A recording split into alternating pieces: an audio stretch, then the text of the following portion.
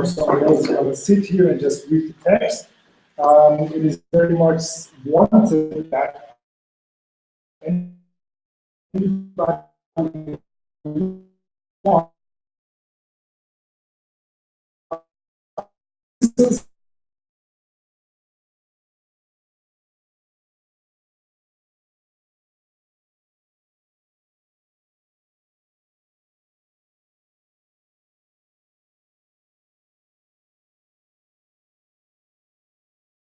whatever is appropriate. So, starting to read this text, which is written by, actually I think it's SNF, but it is signed with PPL, which is SNF and Blind Corporate. So it is called Home About Space Projects Info Goings On Past, Transition Document and Report. Transition Document and Report are first half findings from experiments at 104 Meserole Street, 2012-2014. So they explicitly ask react to that this text, and of course we're very glad to react to this text, and we hope that by using this opportunity to evaluate our own position from Berlin, we can actually add some valuable elements to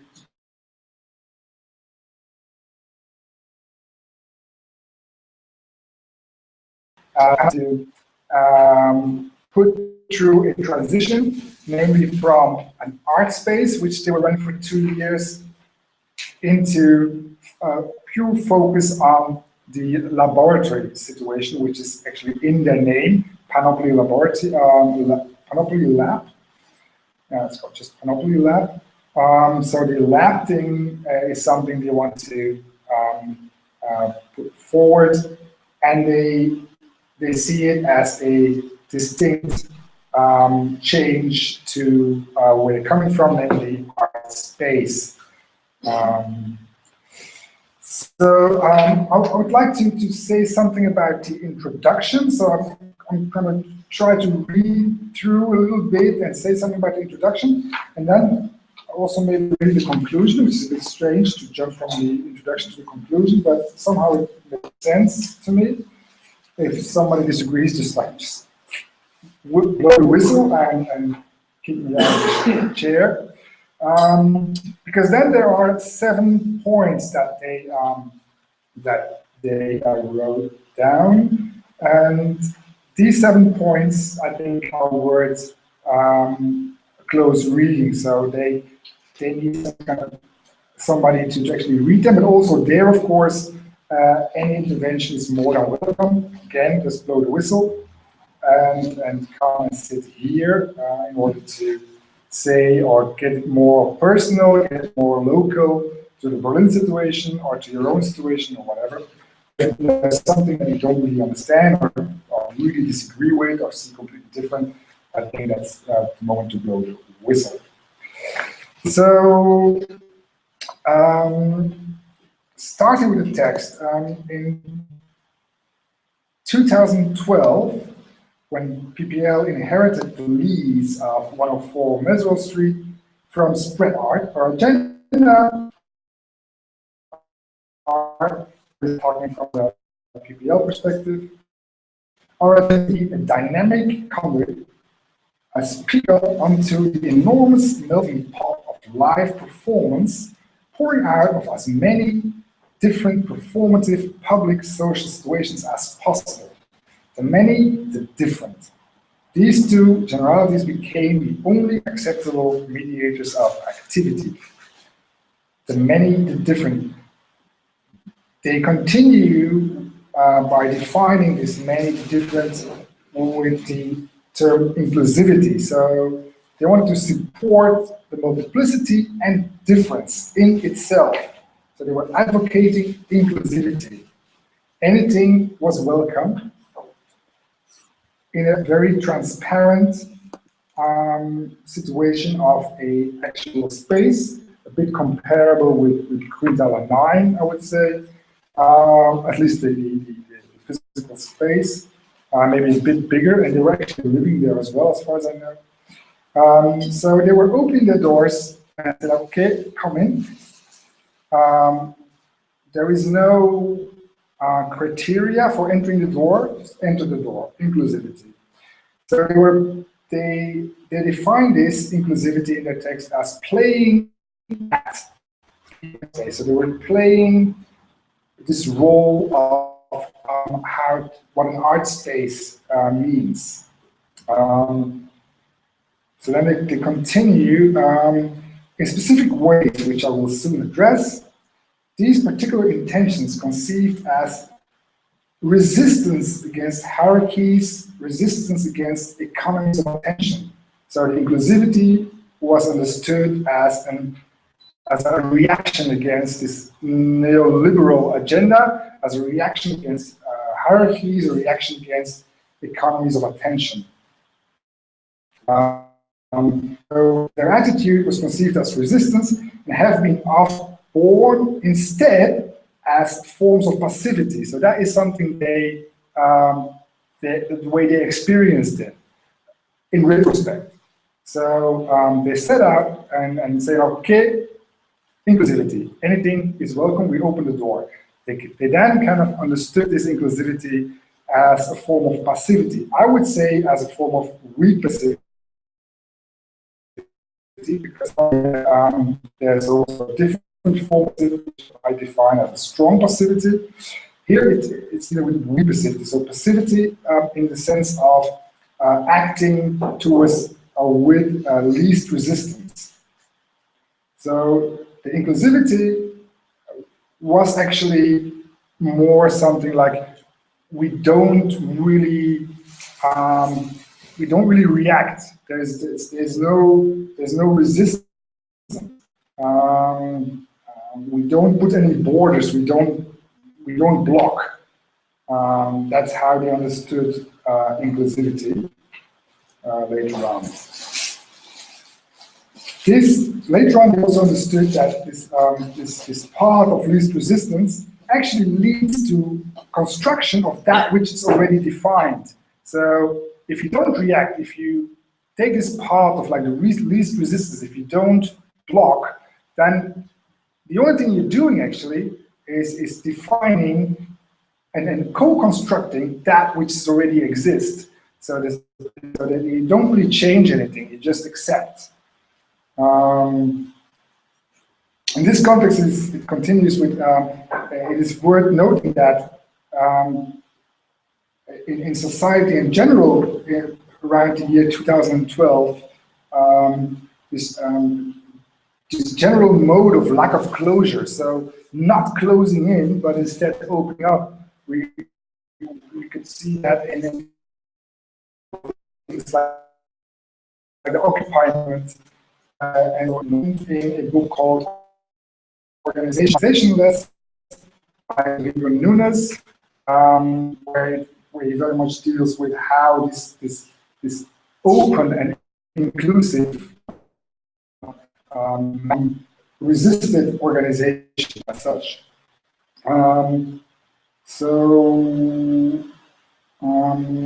That's also, of course, one of those elements why they became aware of what they were actually, what PPL was doing by being so inclusive.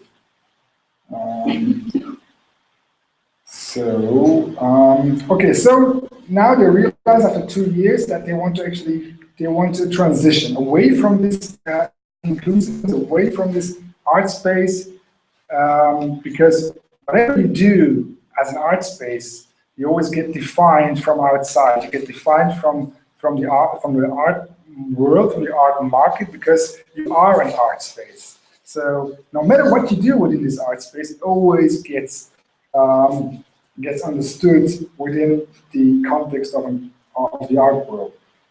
So you can't really change anything. You only affirm, you only co-construct that which is already defined, as we said before. So they kind of lost faith in that, and that's a really hard phrase because it's very radical. They were shattered. They said they were shattered in this experience through what they were programming through seeing the performances that happened in their space. These actual performances, they shattered their belief, their faith in the actual inclusivity that they were so much promoting. So in order to get away from that, they decided to purely focus on the laboratory structure situation of their actual name, panoply laboratory. Yes. Yeah. Why did they do these performances? That's actually a very central question as well in the text. I think that's one of those things that comes in those points, because I'm still just trying to situate the text and introduce it somehow. Why and how and what for and where to is something that then hopefully will get clear in further reading.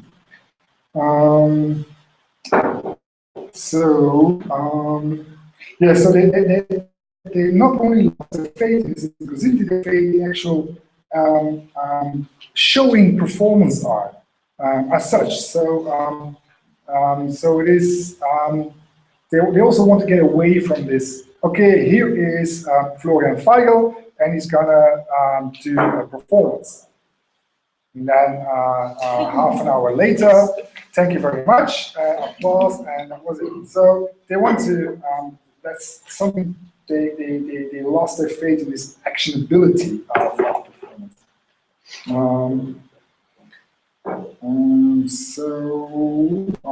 So they want to get into exclusion instead of inclusivity. And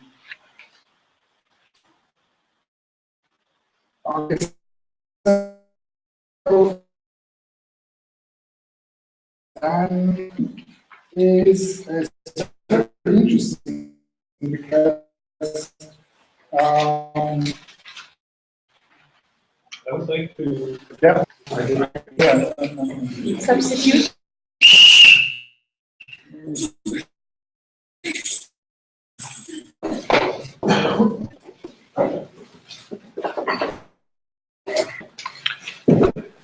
For the record, you don't interrupt it. Thank you. Yeah, thanks for this introduction, Joel. I actually started reading this text, I think, 3 or 4 times and never got through the introduction even. It's just sort of this playing with complexity that makes it, for me, it makes it hard to access, at least for me. But now with your reading of it, it became much clearer, and I just wanted to sort of throw in a first Berlin example, a first parallel.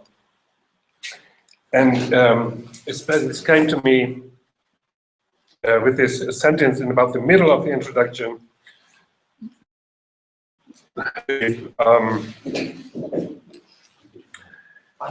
The construction of that which is already defined, like a banana will be a banana, or it could be 2. What I'm saying is, I was thinking, it reminded me of Florian and my work that many of you were also engaged in, the Performer Stammtisch, which took much longer, but sort of took a similar direction. We called it lazy curating. Lazy curating means we just say we're there, and whoever has something to contribute can come and show their stuff. We didn't have an own space, but we provided a space once a month. And we had this, only one rule for presenting work at Performer Stammtisch. Like we had this motto, if you call your shit performance art, we want to see it. Sort of alluding to the discussions about what is performance art and what isn't.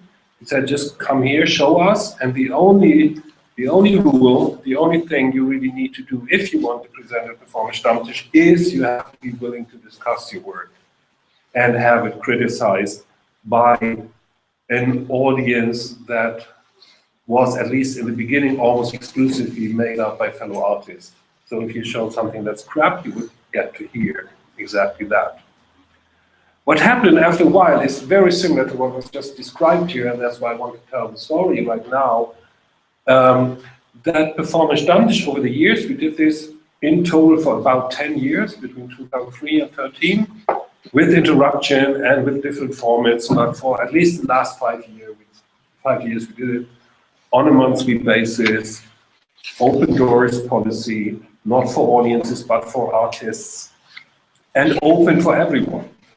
And our intention when we founded it in 2003 is because there was very little performance art going on in Berlin, at least not on a regular basis.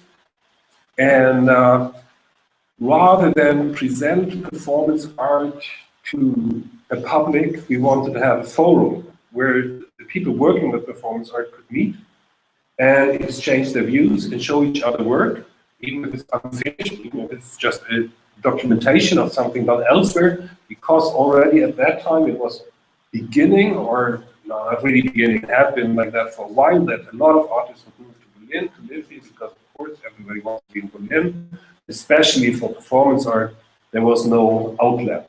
So we said, okay, we make our own outlet, but not in competition to museums, galleries, or festivals that were elsewhere, where there is more money, but as a place for the artists to exchange about their work, so we'll just know what everybody else was doing. That was the idea. That sort of worked well, more or less, for the first 5, 6, 7 years. I hadn't really analyzed it. Part of lazy curating is also that we didn't document, we didn't archive. There is really hardly any material about these 10 years of performance Stammtisch. But it eventually happened that, in spite of that, Performance Stammtisch was constituted as an art space, even though a virtual space. We were nomadic, we didn't have an old space, but back then it was easier to find free spaces around the city than it is now. And more and more people started coming by just to show their stuff, because Performance Stammtisch had become a name, and because it was in Berlin, and it seemed attractive to many people, even though we were not offering money, we were offering very little in terms of assistance, but it was attractive enough for people to come by and show their work. And these people increasingly were not interested in becoming part of this group and this platform of permanent exchange about work, but they were just interested in showing their stuff and putting Performance Stammtisch in Berlin into their CVs. And by this sort of it got out of balance. We couldn't justify it anymore to not be paid for organizing this, because it was sort of becoming a commodity value. And we also couldn't justify it anymore not to pay the artists coming to us, because it was not this this exchange on a non-commercial level where you get qualified criticism for presenting your work. No, it was, you get sort of a foothold in the Berlin market. And it seemed not logical for us to do this on a no-budget level anymore. I mean, besides other reasons, we had other projects and we got bored with doing it after 10 years. But still, the main reason was that even though Performance Stammtisch was more successful than ever, we had like lots of people applying and wanting to present work, and we had growing audiences, even though it was never advertised beyond this newsletter for a group that had grown to around 900 people by that time. We had events where more than 100 people showed up. And okay, I would like to ask you to come to a conclusion, so that. Okay, conclusion is, you have said in the beginning, we want to compare the Brooklyn situation to the Berlin situation, and I want to say, Performance Stammtisch, which we did, turned into a commodity exchange platform rather than a wide platform. And so I'm very taken by this idea that Esther mentions here, that the inclusivity actually is not necessarily a good thing, but it turns it into a market-oriented thing.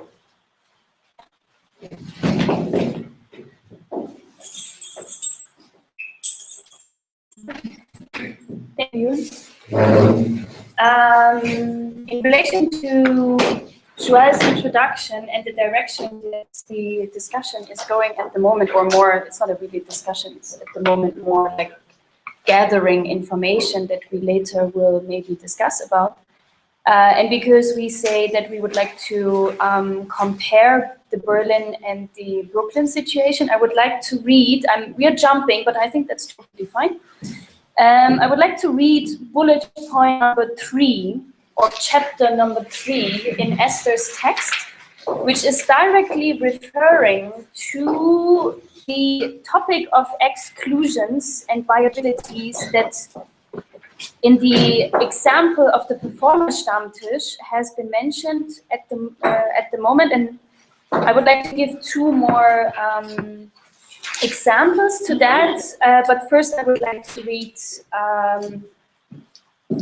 number 3. Abilities. Formal opening of PPL into something beyond our space seems to be an extension of earlier aims at inclusivity and transparency. It actually requires a more rigorous focus on exclusivity and subjectivity. Inclusivity is often performed as an aim to appeal or to be understandable by an everyman. Thus, the consequences of actions theoretically unified with inclusivity actually demand universalization and homogenization.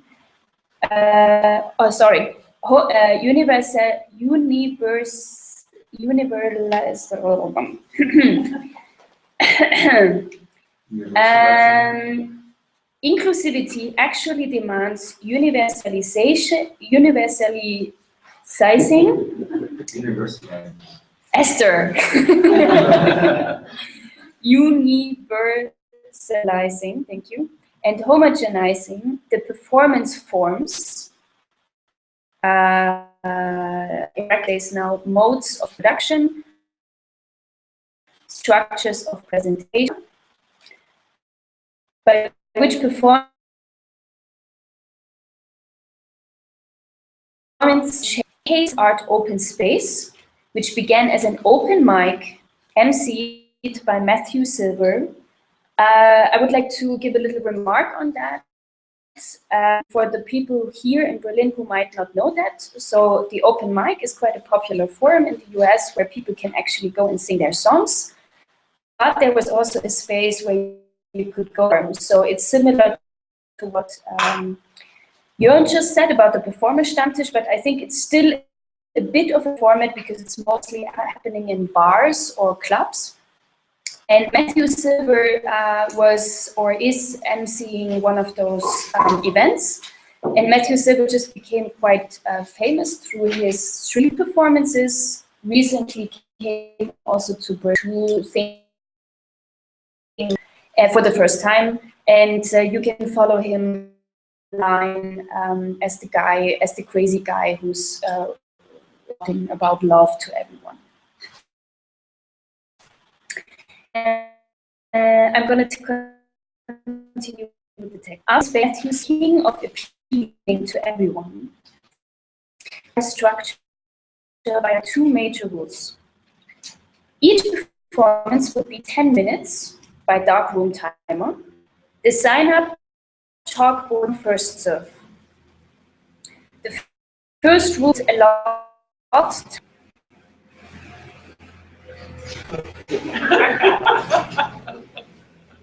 There's a very cute little orange cleaning car just passing by Grüntaler 9 cleaning the sidewalk. The second rule would privilege timelessness and time in relationship with publicity, so that the event could get started on time and allow the general public more accurate information that could be more broadly disseminated by fear. I think she needs to click on Facebook event, etc. Each served find a performance as a 10-minute time slot with the lights on brighter. With the lights on brighter, during which a performance presents dichotomized body. Artist form involving audience participation or following tasks for manipulation operation. But overall, the inclusive ideology of the event reduced potential for more diverse performance forms and limited by definition that which occurred in the space. Similarly, transparency homogenizes and universalizes information.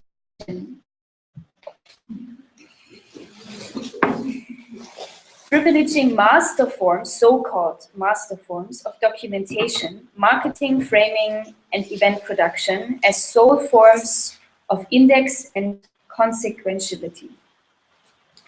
These consequences are, to reference other discussions here, also operative primarily within mid-sizes between the local and the global.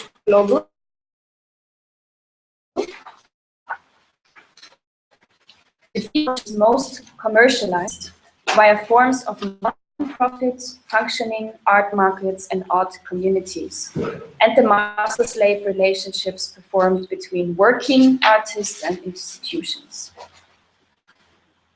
Almost all projects comprised by PPL as an art space, following paths of investigative, critical, least resistance in processes like the open mic formulation, described allowed show forms dominance. I don't understand that.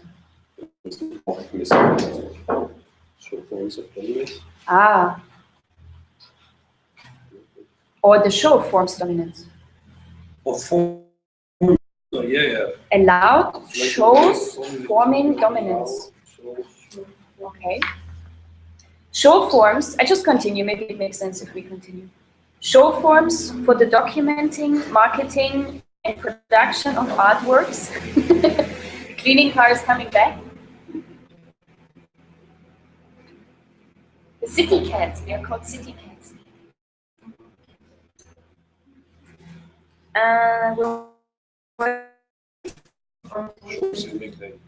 Thank you. Show forms for the, here. Show forms indicate and generate certain types of seating, situating, specialization of bodies in the room. And determine a schedule for interfacing the needs of performance works with abilities of the space, technological systems available, and other conditions, and then smoothly presenting an ideal performance object to a consuming audience, both in the room and as readers of review, viewers of documentation, and anyone else related to that performance object. PPL's transition to laboratory will actively exclude show forms and performance objects. Henceforth, our viabilities will be turned to the devising of other forms with attention to forms themselves. Our intentions towards transparencies of operation and budgeting for the space as a performance will continue. As we do aim to document and frame the practices of PPL space as a site for modes of performance, as it is itself a mode of performance. But there is another zeg here. What's zeg? Seek. What's that? Transition. We've got another goal. Okay, but there's another goal here. Regarding methods towards being inclusive and transparent in these regards, which drags in aesthetic. Which drags in aesthetics, not anesthetics. And that's, I think, a completely another discussion now, the aesthetics, which I personally find one of the most important discussions here. Okay, I have to add, I just skipped chapter context and chapter post-gentrification, just to mention that. But I want to add what was said now, because this question of inclusivity and exclusion, or inclusion and exclusion, is also something that relates very much to how, for example, Grüntaler 9 is seen within the neighborhood, because of course, primarily, just like at the beginning of Performerstammtisch, there are mainly people here that are dealing with performance art or the performance art scene. But I have to say, over the last 3.5 years, it is quite surprising also how many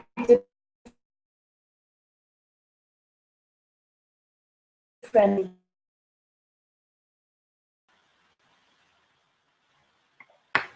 I open up the program, which is not necessarily always curated by me. Sometimes I also just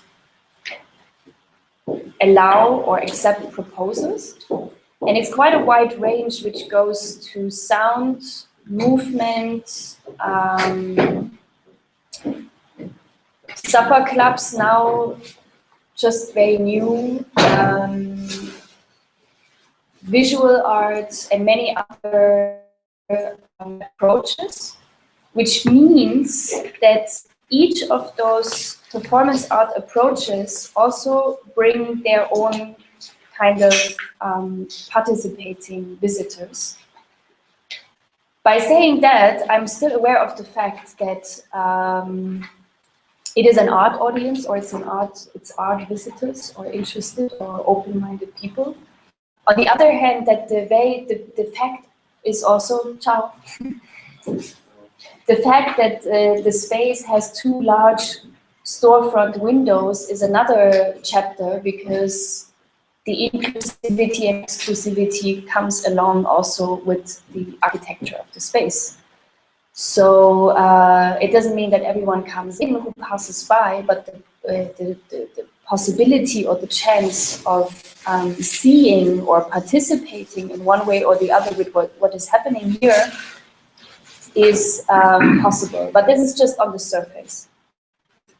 There's many other forms of participating or inclusion and exclusion, and I think even though I mentioned the visitors or witnesses at the moment, I think one of the major tasks or references of inclusivity and exclusivity, or exclusion and inclusion, in Esther's text refers to the programming or how to run the space.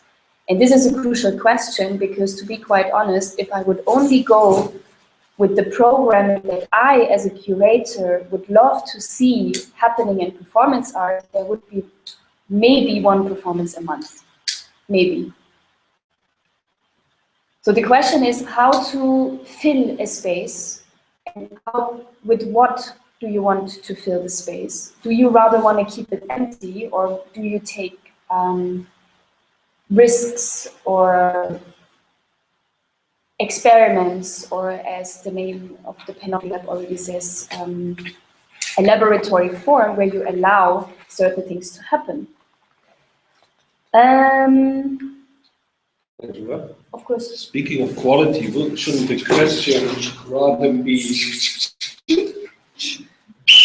Oh yeah, the other example was not also do you allow experiments, but do you allow, no, just a question for you. Do you allow things that are sort of formally so predefined that you suspect you probably don't find them very interesting, but you put them on anyhow for political or economical reasons? It really depends on case to case. The context or the contents or the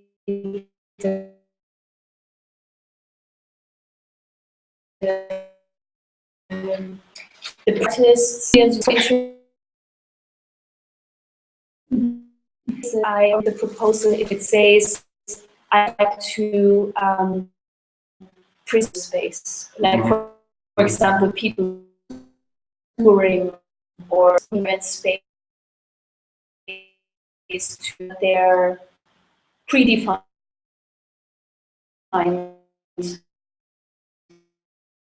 show, which I am not. But I just which came to my mind when I was talking about choosing or referring to qualities of program and quite often within the NP team. I mean, we had hour-long discussions about whether we should have an open call, curate, how do we create, curate, whom do we include, whom do we exclude, how it rates programming performance. And it was extremely difficult for us to come to a, let's say, a conclusion that everyone was happy with, because one of the reasons that performance art is possible to continue is that it's a large network of different kinds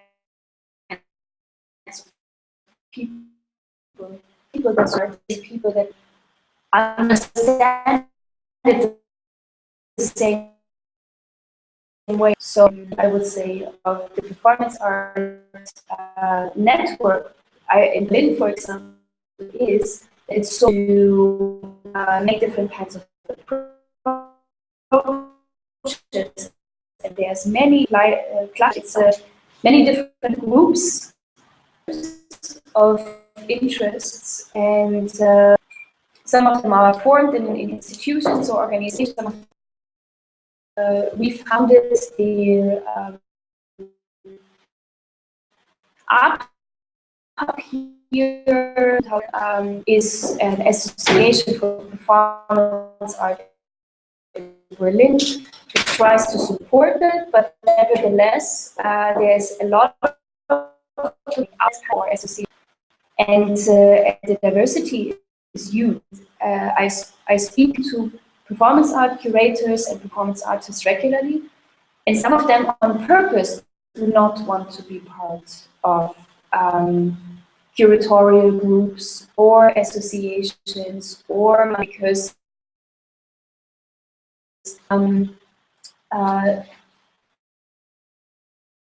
or identify with totally okay.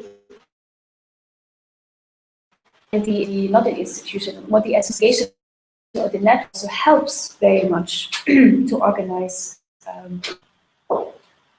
events and to support each other throughout these events because of the lacking funding structure, but also because we can be honest to each other about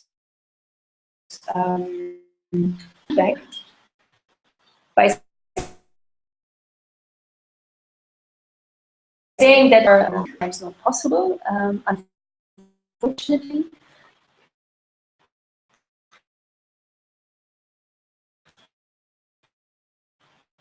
It is quite important that not just because of the crew, or that I read previously Esther's text, but also because of the changes that I decided to have in 9, because I was not happy with the development of the space, which means more content.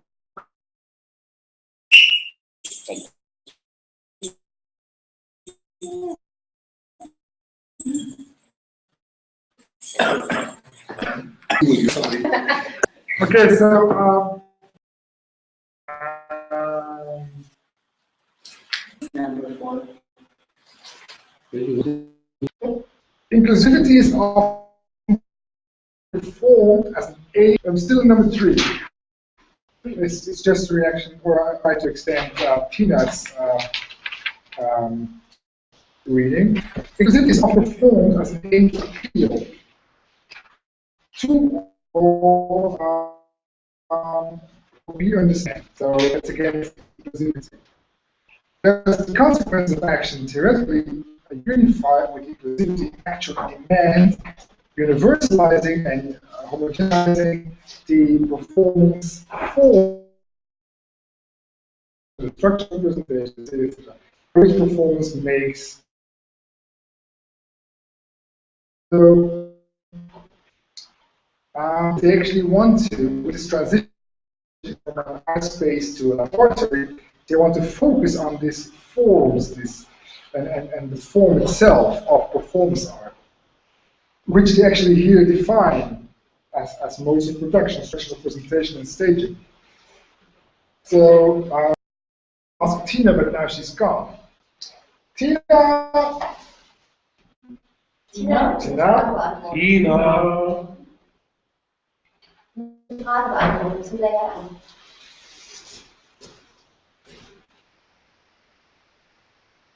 We're talking about these performance forms, like how and what happens in this space, forms in itself, thing around. And that's exactly what they're talking about in number 3 here. This mode production, structural presentation thing. Very important in this text because also it is also what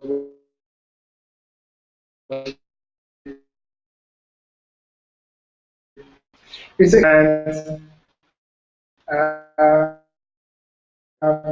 what they experience for you is that got objectified. That's what they say. The space itself got objectified, and it got understood as an art form.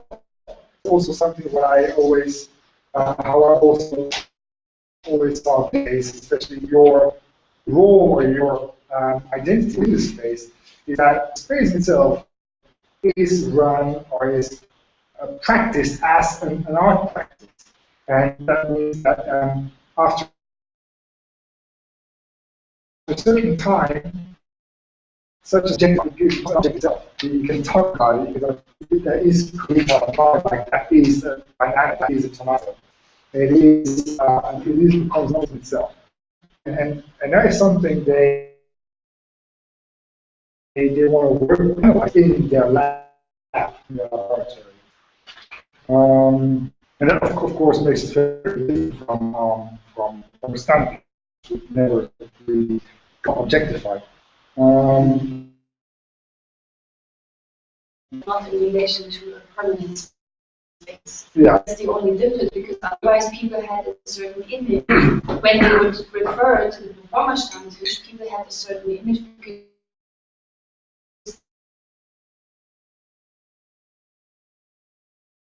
of how it's passed by. Yeah, but there was no art. There was no art performance. No. Oh yeah, we definitely consider it as part of. But it's Yes. not. It's definitely my most two-dimensional performance piece. Oh, okay, Yeah. okay. Let's see.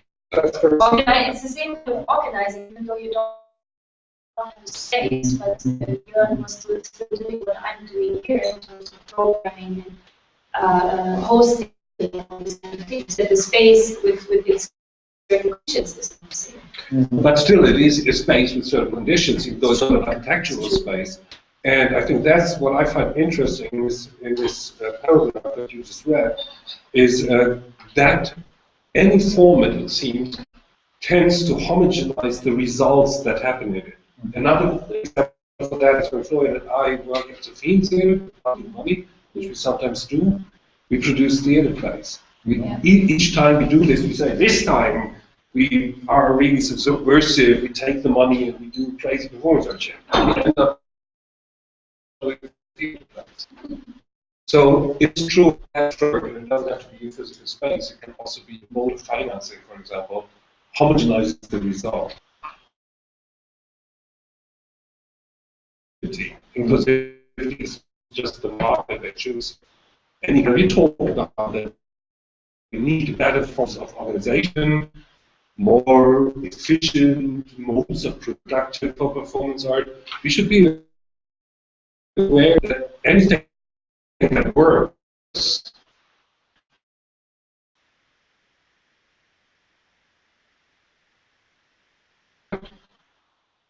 they work. Yes. And that's something that important because, and that also relates to this inclusivity for the art itself. It doesn't really say anything. So that's they want to get away from that, and they focus on this laboratory, which is very debatable, to my opinion. Is that they say, okay, it's not vague, rules, and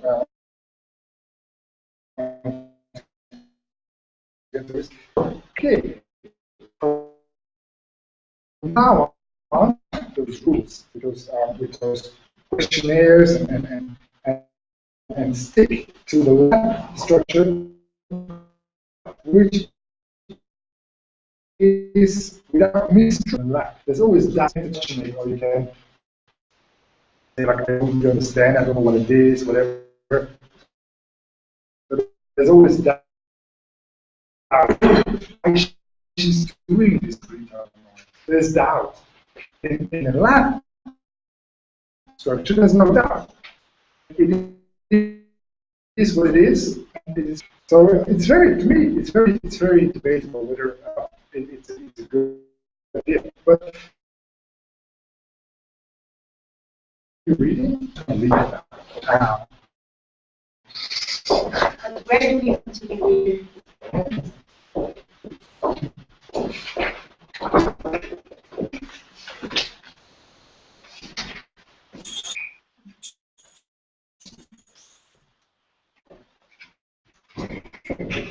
I wish to read too, but you wish to read first.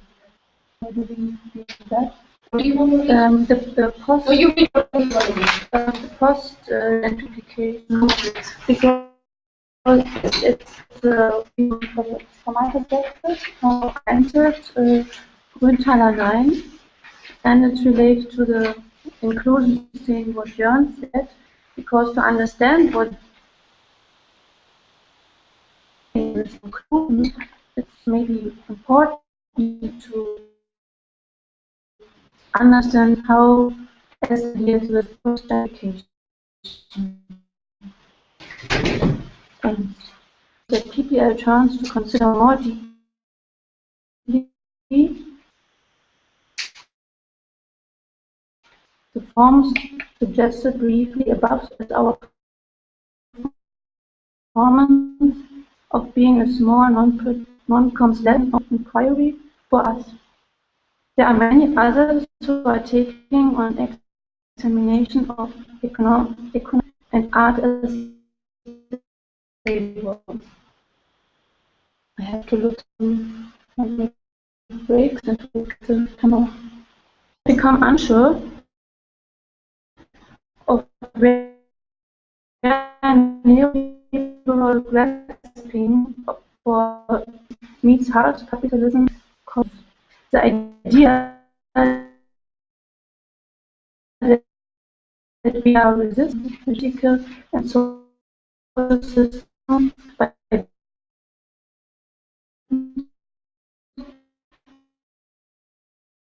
to legitimize which alternative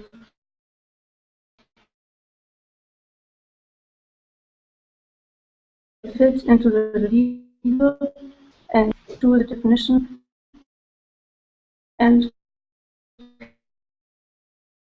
categories. We turn to the extremely local and the extreme institute.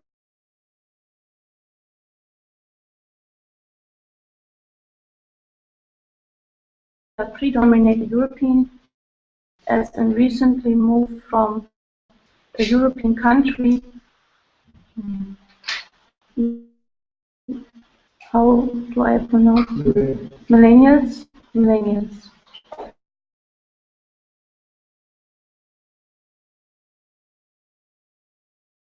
Will no doubt soon be raised and replaced overnight. If we continue to allow this space to be produced directly by mid-level geographic, cultural, economic contexts, PPL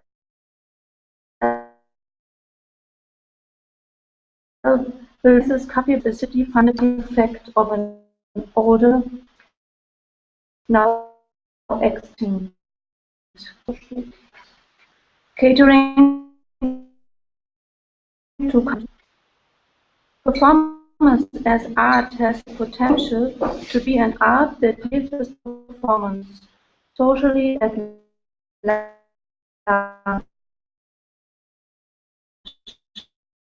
But in many ways, as a discipline becomes discipline, as it puts something else. Yeah, let's go again. Undefined Sensation of feeling. failure, sensation of failure.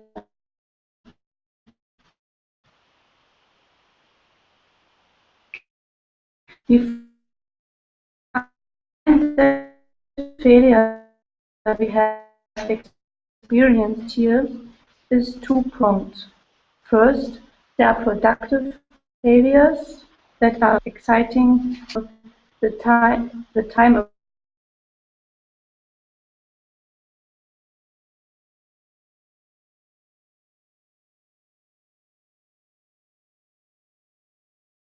who asked how many ladies in the room had been raped.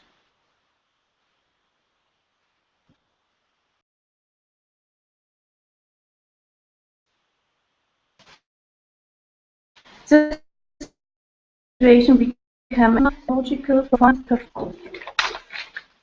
abilities to the situation also became a confrontation between a local sensibility and the global academic sphere, considered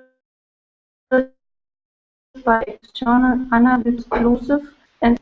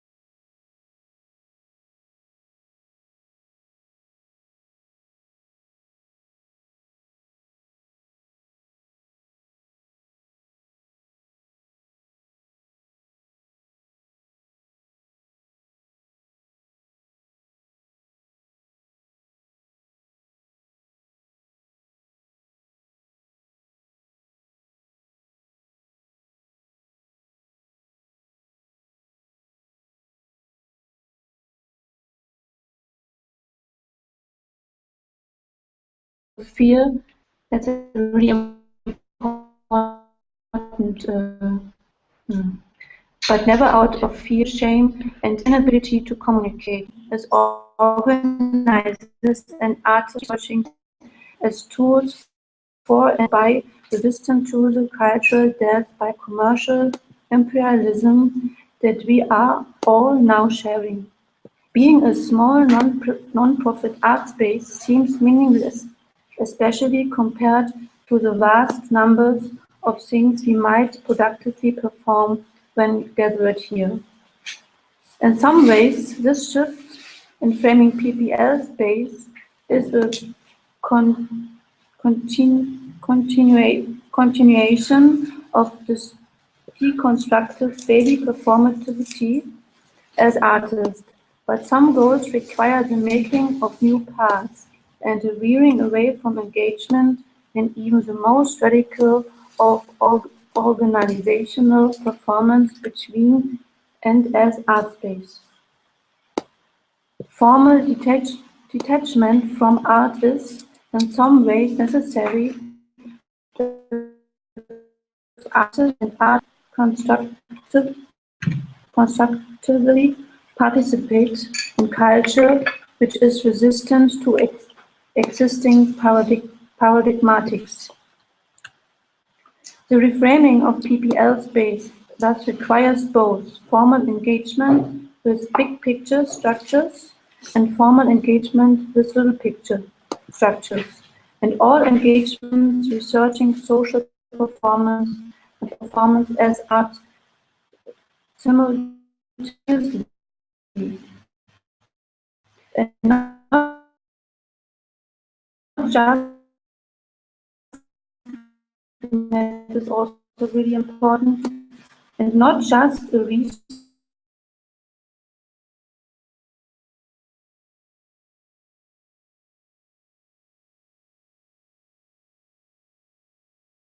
performance as a performance aligned with theoretical consideration of the largest of social political paradigms and contexts.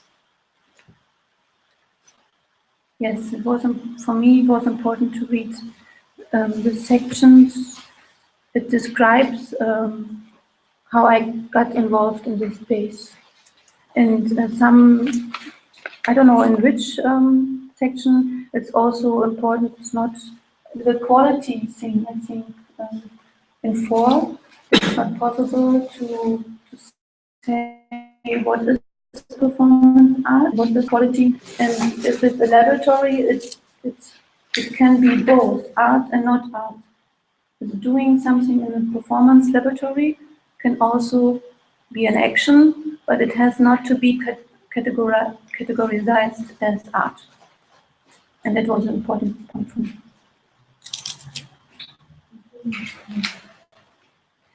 And that means that the inclusion thing, that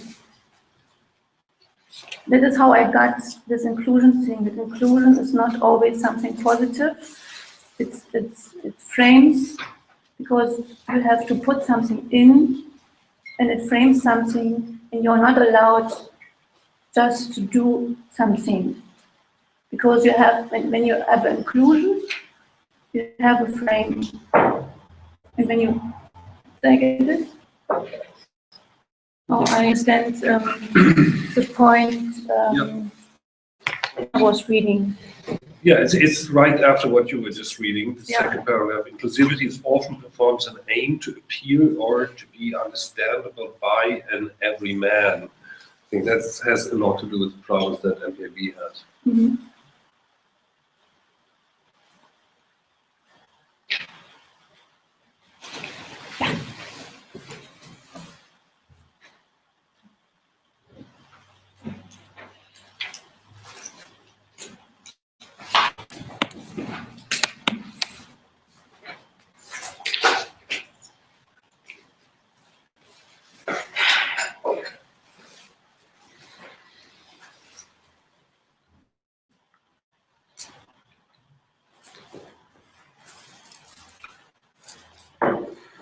I think we need to read this quality section.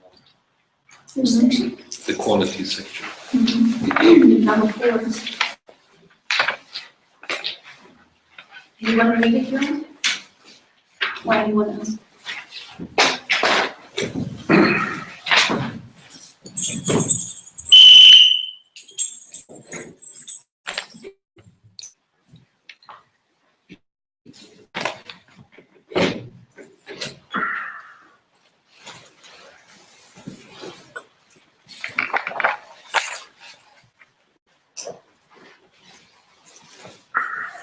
Four, aesthetics and quality. Can you give me my here?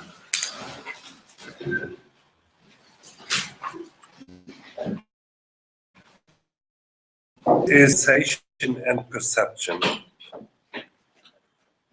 Often asking which of these is pleasurable or appealing. Politics and poetics of aesthetics are used across academic discourse fields. Everyone else uses it to mean prettiness. To designate artworks, especially within content-form dichotomies, define trends in attention and interest.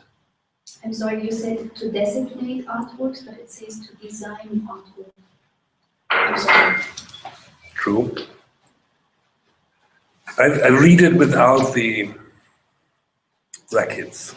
It's not in records. Aesthetics is theories of sensation and perception, often asking which of these are pleasurable. Politics and poetics of aesthetics are used across academic discourse fields. Hi. Hi. Just for the record, Francesca has arrived. I start over again. I read it without the brackets. Just beginning now. Just the Everyone, we brackets. have to start from the beginning now, please. No, okay, I make it. I need somebody to join me here to read the brackets. You read the brackets, I read the rest of the text, okay? So it becomes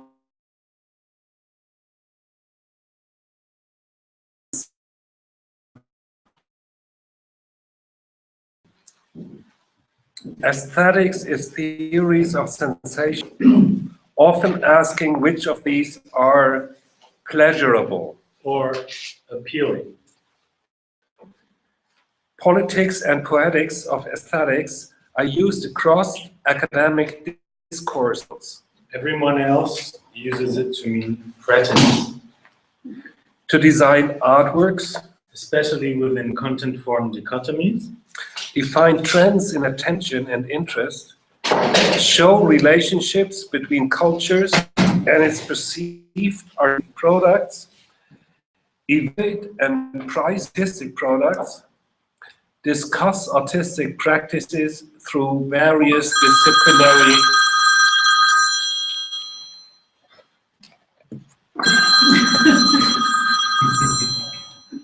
That's Dolan by calling, but I don't know how to work a smartphone.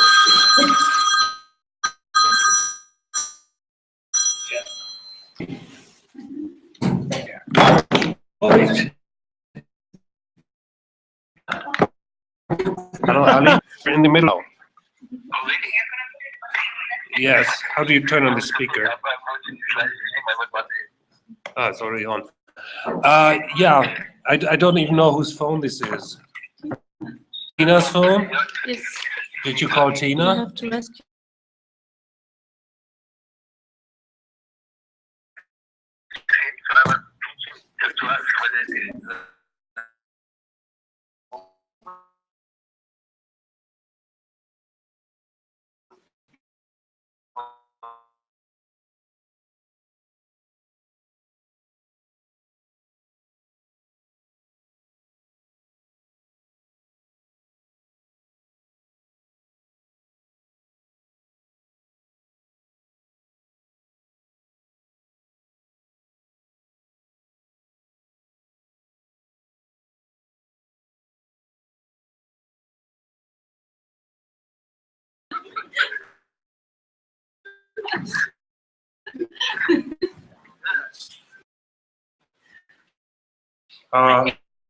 Would you have to four? You want?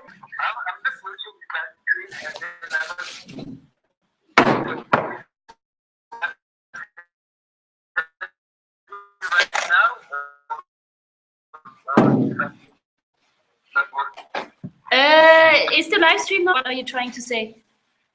The live stream should be on. All The this live should be stream is the still live on. We are on.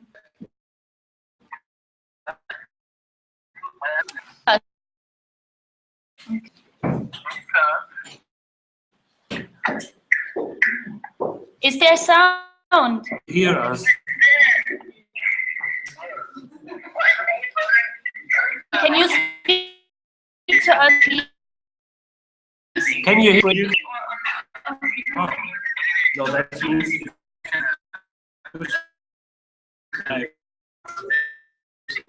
No, because we put the microphone. nobody's listening to you. Using for the recording, so that's why the streaming is not using the microphone. So well, then take it off. Then we just Bye. use the sound from the. Come over.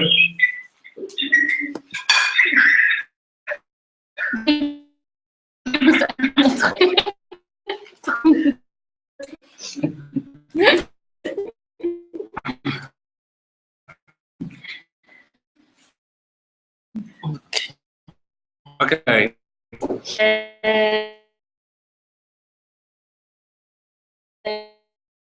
Dann mach doch einfach das Mikrofon ab. Vielleicht gibt auch noch den. Live stream. Hello.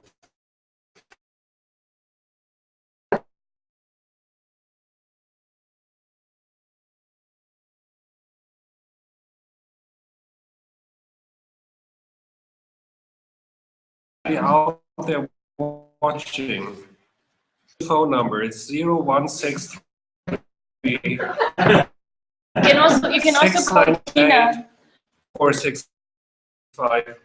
Or you can call. And please, everyone, take their beer off the table. 2 lever. Thank you.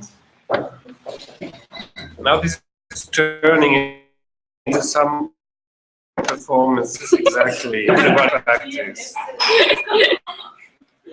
No, it's totally fast to. We have to continue working.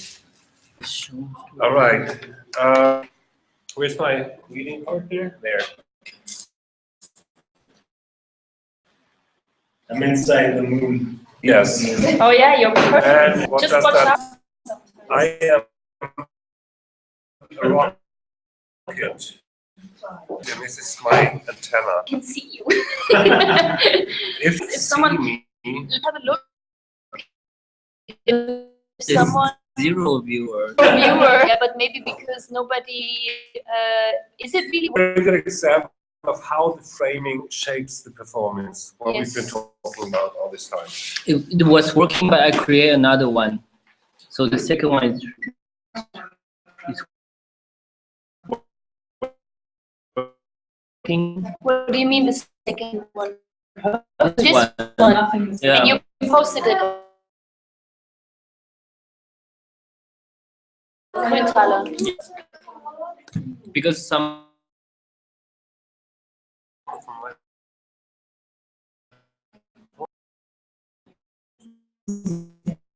Yes.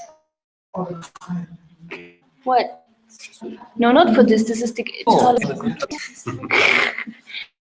the comment to the recent Oh, Charlie Hebdo.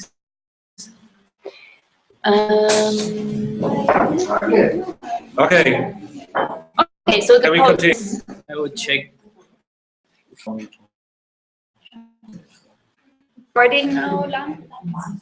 This is No. This, no, I mean this, the viewing thing. image. Yeah. Yes, okay.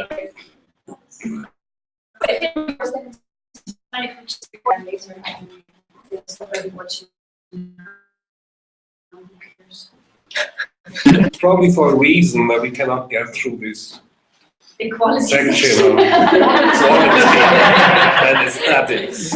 Yes, quality is always the most difficult. Okay, let's just talk about aesthetics.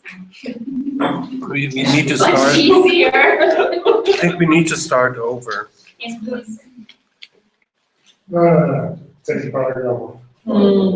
Did we finish the first paragraph already? No, we didn't. No. We never did. What did I? The last word you said was across spheres. Across? Spheres. Spheres. End of paragraph 1. Spheres. Oh, we have paragraph 1. Yes. I did finish that. Okay, I continue with paragraph 2. Academic resistances to the objectifying, reifying implications of use of aesthetics theories initially form PPL Späces' conception of itself as a non-aesthetic space, primarily to avoid any questions of quality. Quality, as aesthetically defined, would mean valuable, authorized, imperialized. And who's to say? Not us, certainly as we mistrust our own cultural influence on locality as situation. Bravo.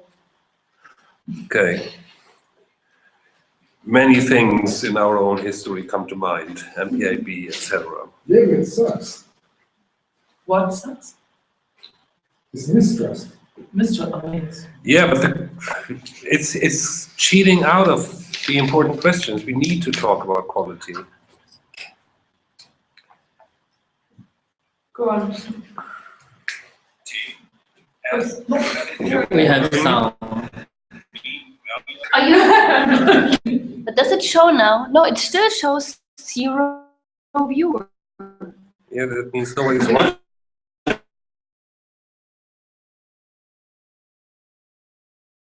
I like It's inverted. Yes. So we have sound. So Anyway, can we continue with the aesthetic, please? locality as situation. YouTube. But aesthetic methodology can also be used to research construction of culture, framing constructivities as performance. Aesthetics are then seen as performances, rituals, and groups as formal iterations of the trends, desires, concerns, interests, compulsions, although researching that which is sensitived. Jesus Christ. The evaluative poetics and politics of not inherent to or directly caused by these performances of based states. Just a footnote, I totally do not understand what I'm reading here. This shift in thinking about aesthetics is here written to avoid community accusations that PPL space is qualifying itself. Rather, it is asking about qualification, not only the qualification of any of us to make or interpret artworks, but also about quality, which semantically means fitness for purpose. If the purpose, hypothesis, or theoretical practice of a performance intentionally situated, it fits with itself. It is of quality, it is of purpose to itself. Performance being of purpose to itself demands formal attention to exclusions.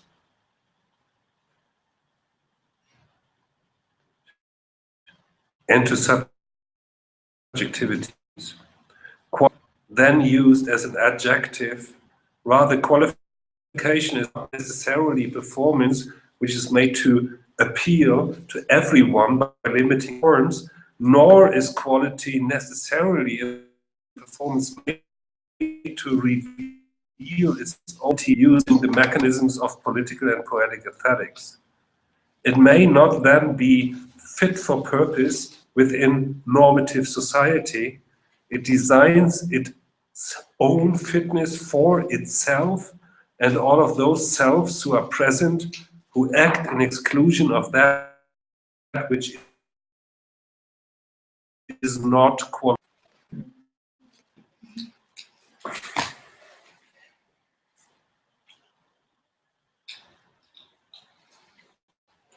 I think the thing here is the who's to say, very early on in the paragraph. We all know shit performances when we see them, but we have this thing in our genre that's really different from all the other art genres, that there's really hardly anybody who wants to take it upon themselves to say this is good and this is bad. Most people, like art critics in general, say this is all bullshit. That's just people sort of play private. And within, we do this lazy inclusive right earlier on in the text, where we say everyone is welcome as long as you do performance art, you're fantastic, and your art is fantastic art. And both of these are equally bullshit, but we just do not have the language for that.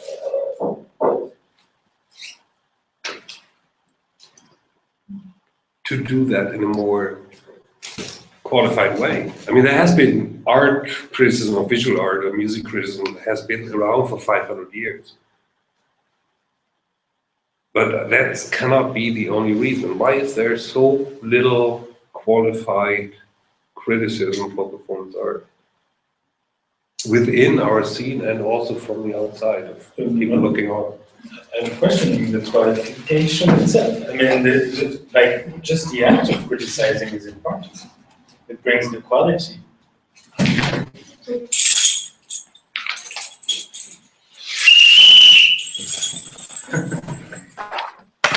Dein Bier, Johann. Vergiss nicht dein Bier. Wo ist mein Bier? Da, hier. Oh, wie kannst du dein Bier vergessen?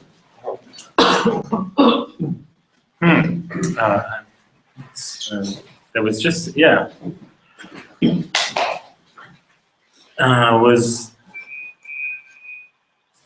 What interests me is that when you mention good or bad, and what I think what is important is to talk about it. Just to criticize itself. To criticize doesn't mean we qualify it. We just talk about it. Maybe more third eyes or more people writing about it. Because I think aesthetic is exactly that. It's the philosophy of art is to talk about it and just to. I don't think there needs to be a good or a bad but I'm interested in to read the exclusion part, with performance being of purpose to itself demands formal attention to exclusions and to subjectivities. So basically a quality performance, no? Being of purpose to itself, that means it's a performance of quality, demands formal attention to exclusions and to subjectivities.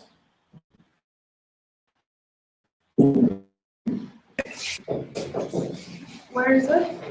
That's the beginning of the last paragraph of aesthetics and quality.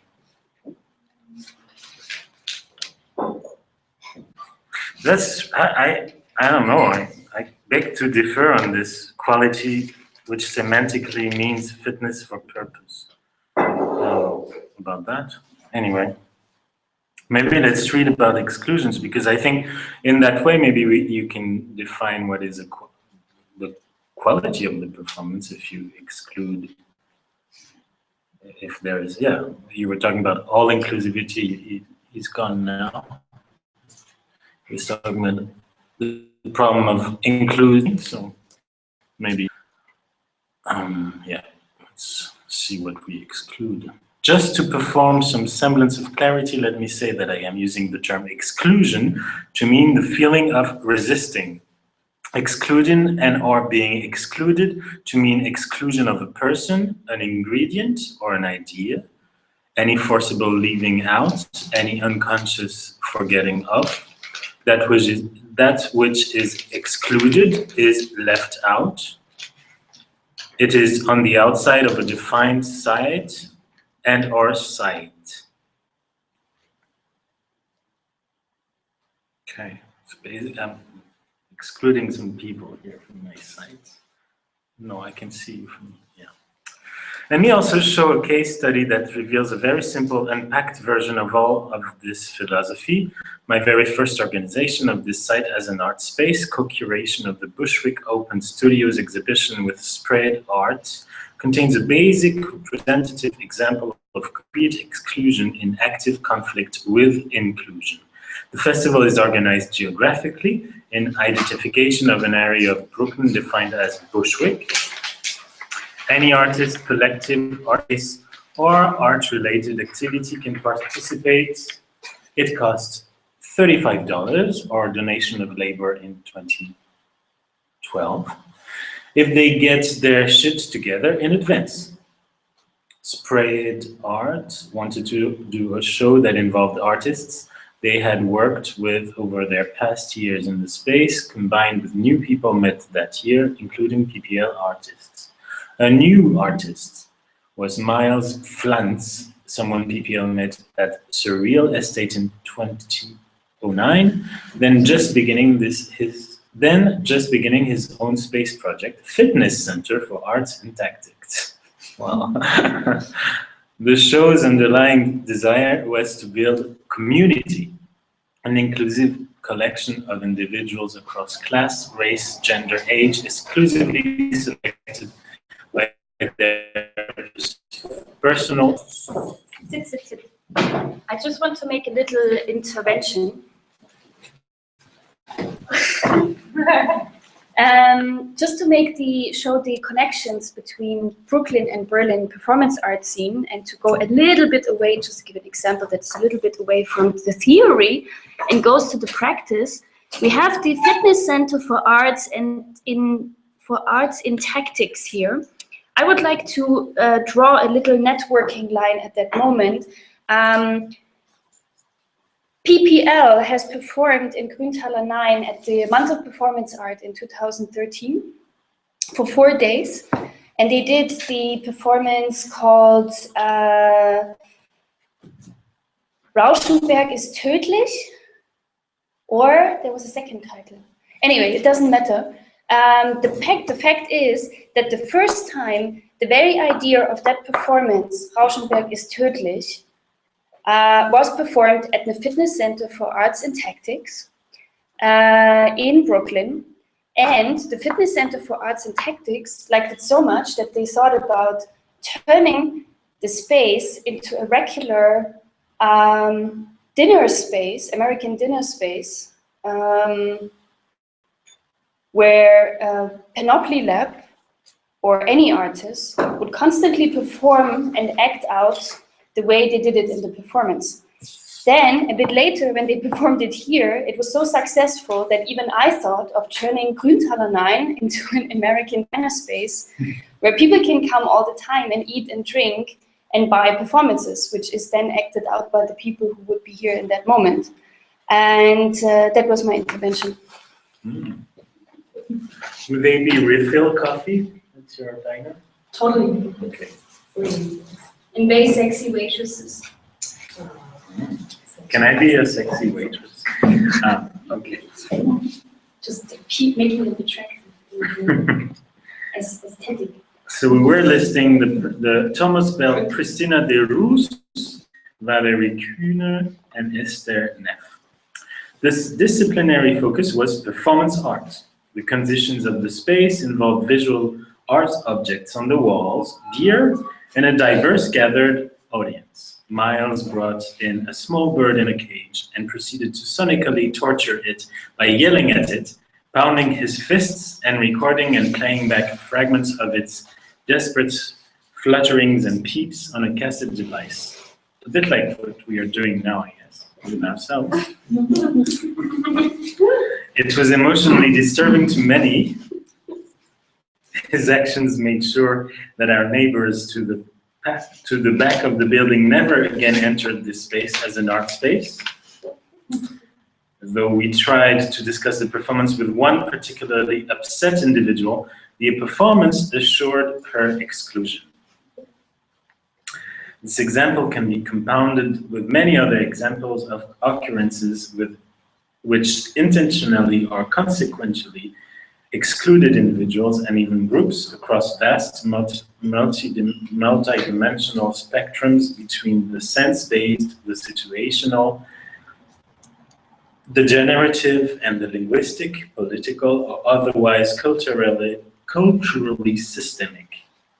Most basically, performances as art create situations of exclusion by their very definition as art performance. Artists make decisions or act as expressions of exclusions simply by doing this instead of that. Witnesses are here or not here. This space is open or closed.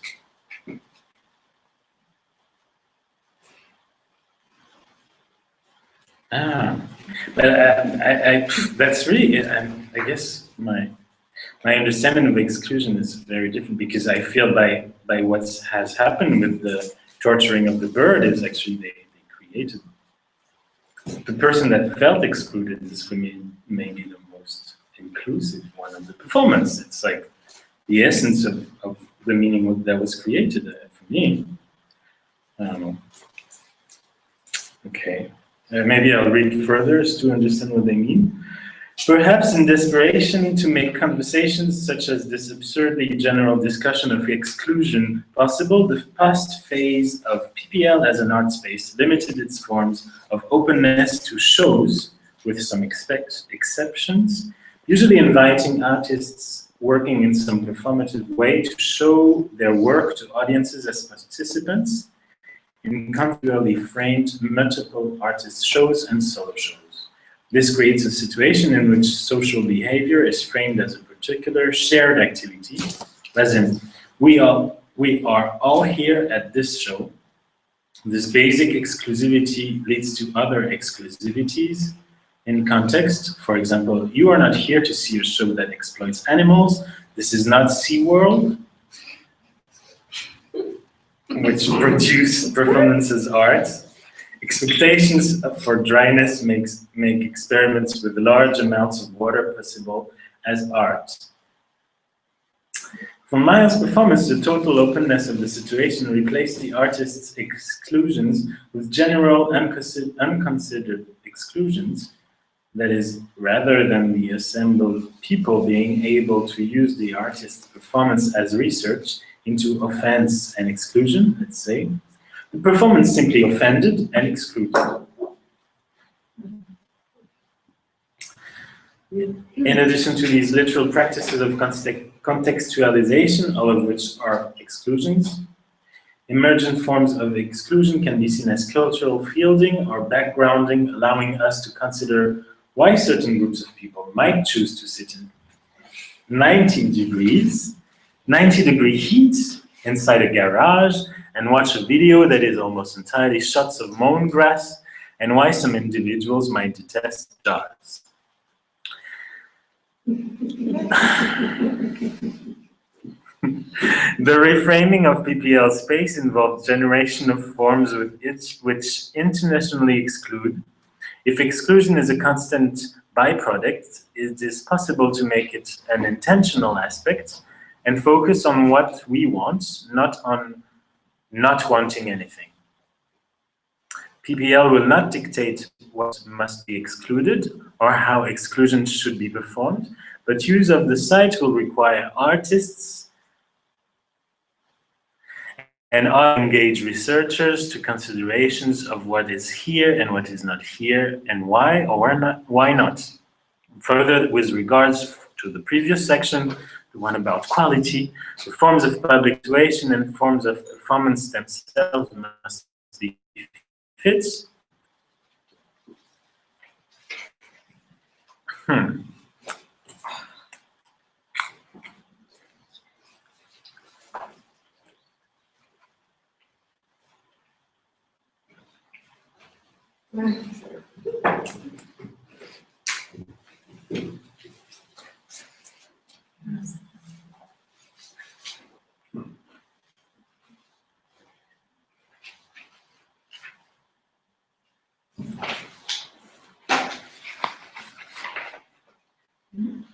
I don't know, I still think the people that are excluded are exactly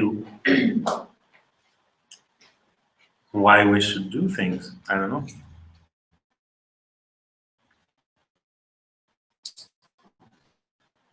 How we create is by having such. But it's not saying that exclusion is a bad thing. I don't know, I just read it as, She won the chair. it's just a short question, but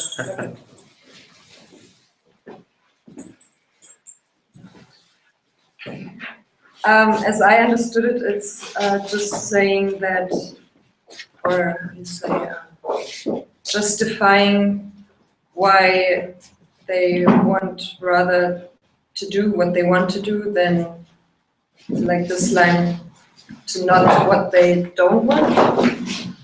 So I think I felt that this sentence sums up all that is before, and yeah, that's fair. I don't see a negative something that goes with exclusion or with the word. That's how I understood it.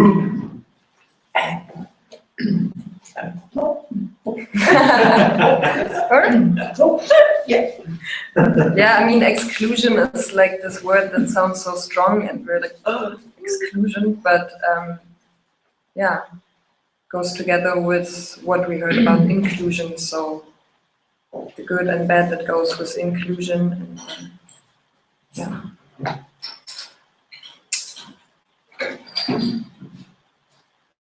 What was it?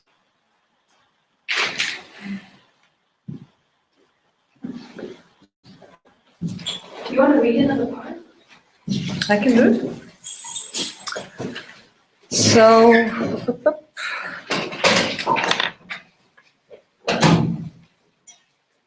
all right. Chapter 6, Cultural Backgrounding and Subjectivity. Autopoietic, exclusive consequences of performance as art, brackets, or art as performance, are usually swallowed by the accessible art concepts, like aesthetics, technique, and culture. Here, however, casual conversations and the expressions on faces give primacy to reactive and minutive. I don't know what this is. Minutive? Okay, no one knows what minutive means. Recursions. I don't know what recursion is. Recursions. Okay. Minutive recursions. When we speak colloquially about what is going on, instead of observing how exclusions emerge as cultural constructivities, we make use of a prevalent blackboxing conceptual metaphor, that of an individual or collective. Cultural background, prescriptive or proscriptive conditioning, which allows first an audience member to value, enjoy, be interested in, be offered by, etc., certain performance. Second, an artist to do, be, search, etc., certain performance. Third, a public situation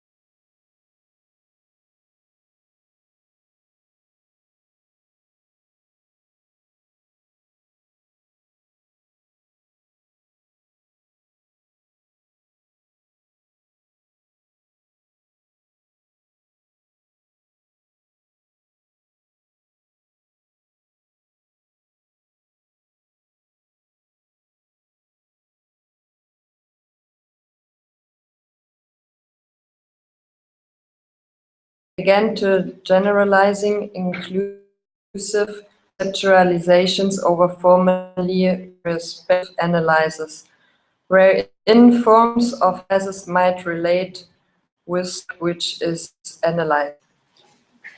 Puh. Ich glaube, ich brauche mal kurz einen Schluck hier.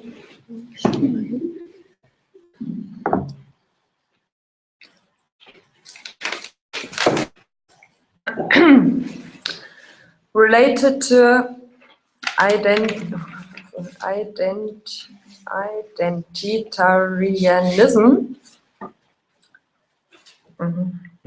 and processes by which cultural groups self-declaim as part of bids for power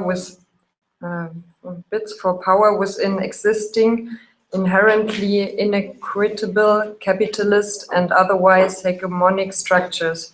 Backgrounding poses itself as a way of unifying in resistance, but instead becomes a microcosm of the same systematic values, obstructing performative experiments into those elements of embodied sociality which may have some hope of resisting the systemizations by which many individuals and groups are currently oppressed. It is not enough to support multiple cultural backgrounds as an agenda. Removal of this conception of backgrounding itself must be a major aspect of the shift from art space to laboratory that we are discussing here. It is not that the site must seek a state of neutrality from which non-normative situational form-to-content analysis can be performed, in brackets, that would make this place a scientific laboratory where controls are crucial and impossible. Rather, the site must support the deliberate acts of cultural constructivity, during which the situation itself is backgrounded by exclusions performed intentionally and mutually navigated via cultural forms designed by diverse artists and present. Okay. What kann man bekannt?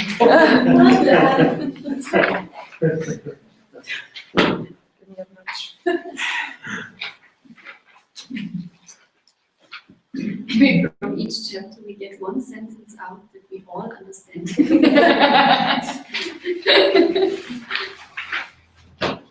Inclusivity.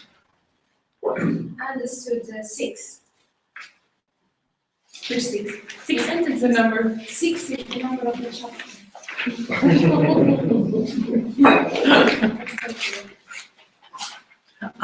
Okay. I see.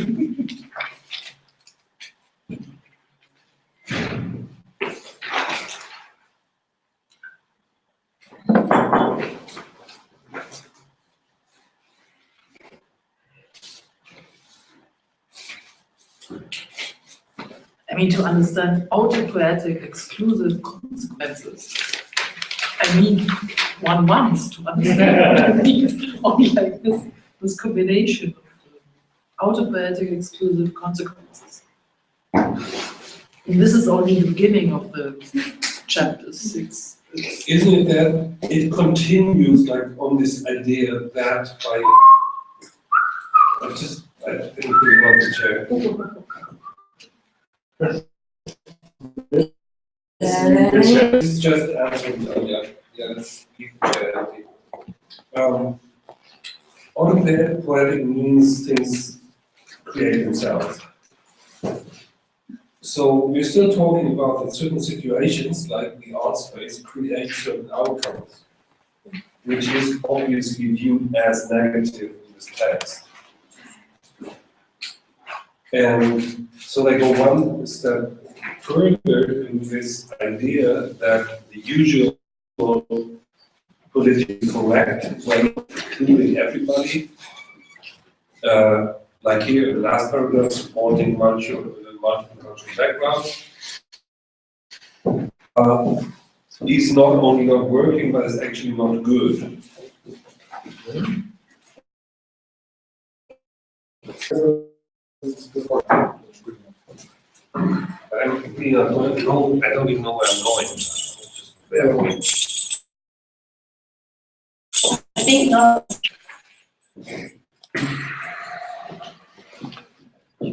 What I'm trying to suggest, even though I did not understand this paragraph, was really the hardest one so far, but what I kind of feel where it's going is that they go one step further in suggesting that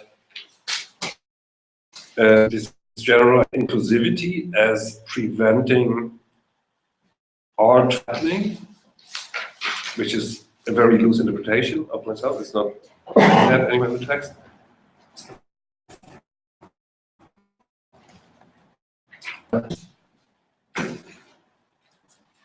But that they are actually thinking this is a very traditional, modernistic 20th century idea of the laboratory. Actually, what they're dreaming of is actually creating a space that has no precondition, no preconceived agenda, but sort of objectively. And this is, I feel this is sort of like an utopia that kind of comes up here between the lines. Objectively enables objective situations to happen. And so not only do you not have to, like if you start to support multiple cultural backgrounds, you get into all these, what is called in German Verkrampfung, quoting Armin Szczyński. And what they're dreaming of here, and it becomes more goes along, that this is to have a space that has no conditions. So this is sort of what I mean. We say it in here.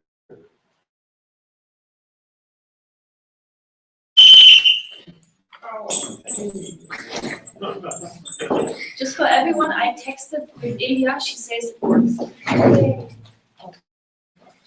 Ilya just tested and she said it works, but whoever speaks needs to be close to the microphone of the computer.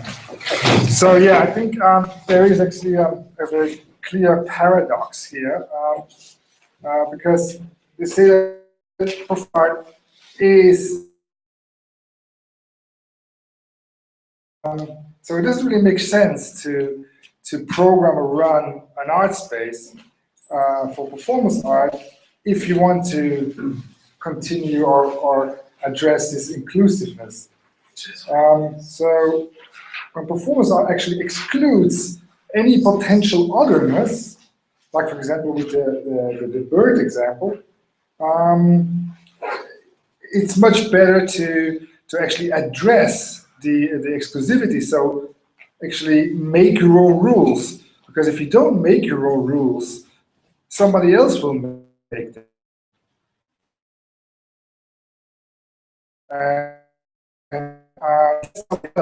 It's like an exterior one, the environment where you're in, the neighborhood or whatever, the gentrification and so forth. So I think the bird example is saying like more and more people, they discovered that more and more people felt that this space was not for them. They didn't feel included anymore because of the actual performances that happened. So yeah, I think it's true that they this lab they're looking for some white canvas, and some clean space or something that is not really defined yet, and therefore they can actually set their own rules in defining it instead of like being defined from by external factors. So does this mean if you going to be inclusive, we cannot do performance art anymore, because performance art, as they use the wording, is exclusive by nature. Any art is exclusive by nature, not just. Yeah, but they're talking performance about performance. Yeah, okay.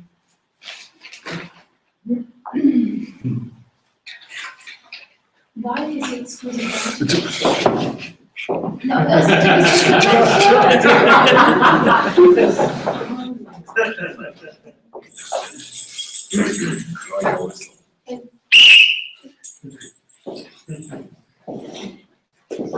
I just wanted to ask a question. Why is any art form exclusive? I don't understand.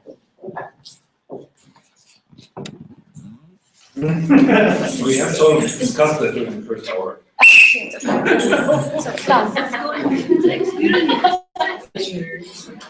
Okay. I agree. Thank you. We'll come back to that, don't worry. I don't want to fill the space or the gap, but I feel to get deeper into that, maybe we should continue with chapter 7.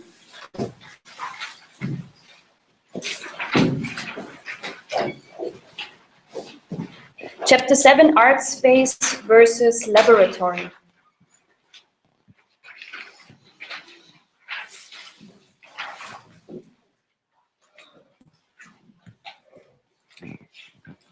It is further our observation that the definite modes of operation as art space are currently hindering the practices of artists.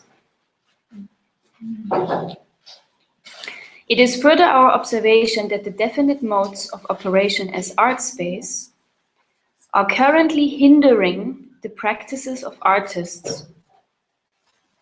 Actually, I just had the thought when we were talking about this exclusivity and inclusivity and performance art and its fitness for purpose or purpose of fitness, or what was it? The definition?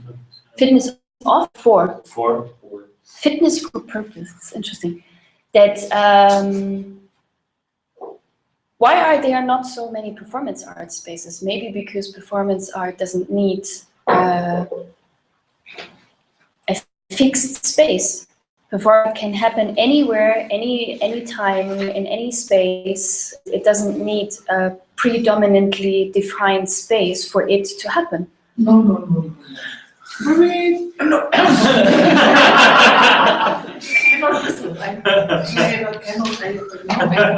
enough substitutes here. So, tell me, why? Why do we need a performance art space? Honestly, I would like to know. Really? I'm not sure. Oh, can somebody help me? I'm very. Because I really have pain in my arm and I have to drink beer and then You want and so yes, of course, but okay, it hurts. It hurts a lot. So if you have pain in your somewhere, No beer on the table. nobody told me about that. It's okay. Nobody told me. Hold it tight, then it's okay. Oh yeah. It's something completely. Yeah, I know. I wanted to come to that point. Thank you very much. Give her some space. Thank you.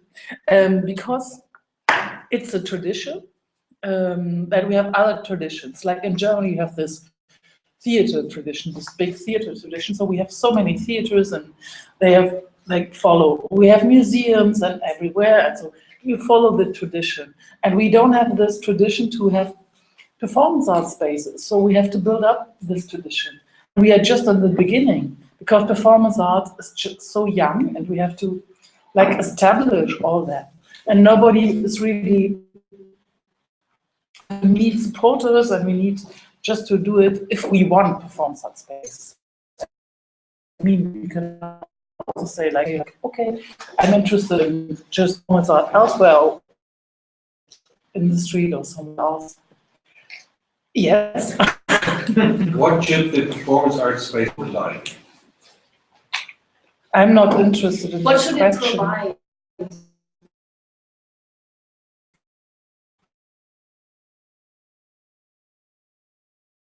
not a perfect theater, and there's no art space. I mean, there are many possibilities, and I want a variety of spaces that for performance art. And sometimes, if I go to museums and if I go to theater, I would like that performance art will stay or stuck in this position like we are in, not funded, not have this traditional nothing, because it's really still like has a good smell, a good taste, and it's free. I mean, and we sit here and drink and have everything. But maybe we don't have that anymore once it's traditionalized and institutionalized. That's the point. That's what I wanted to point out. But you just said that you want that. No. But you just said you want a tradition. No, you I just said you said- want a tradition of performance art spaces, and you want many of them. No. You asked me, how would it No. And the second part talk about, it's like maybe it's much better when it stays like this, like it is. Yes, but why should this space exist in general? First of all, why? Because it tastes better, it looks better. What? This place didn't exist a house before. No, if you go to just a regular opening of a museum exhibition or regular theater event, it's like, I mean, it's. But you think that performance art needs a specific space defined being a space for why can performance art not happen in a museum or in a theater stage or on the streets or in a gallery or in all the spaces that are there? Why does it need a space that is particularly there for performance art? I really mean that. Like I'm not. It's not like the I know that. or something. For me, this is not the. You don't have the question. There's not the answer yes or no. It's not either or. Either or. Yeah, that's the Okay. point. But it would be good to have more performance art spaces just to give a little bit more power to that. Just to make us more feel more, have more power in general, whatever that means. Maybe I don't like power, maybe, but on the other hand, More validation. Validation, yeah, validation is. Thank you. It's much more nice. Yeah. So to put a little bit more stress on this, and sometimes I feel like yes, we are there too. But then at the same time, we were just talking about the quality of performance art, and I try to go to as many performance art activities in Berlin as possible, and most of them are crap. So performance art spaces and more performance art all over the city, and then we have to come back to the question of quality. This is or is it not that important for you, maybe? Quality is, but I don't see the link. No, no, I don't see the link. But I want more spaces that are really have less problems to finance, and I want more spaces that are financed. But then you just need less spaces. I don't care about how many or what. No, but I'm trying to say, like, for example, just to give a very clear example, so there's a project space award in Berlin for exactly 7 project spaces per year. But there's hundreds of project spaces in Berlin. So obviously the financing or the support for a certain amount of time is not guaranteed for 95% of the spaces. So if there would be less spaces, the statistic of what you say, that more spaces should have more support, would work. But it doesn't work because there's more and more spaces opening up, and all of them are in the same struggle. Now we have really like a mixed up discussion, because we come to we need space.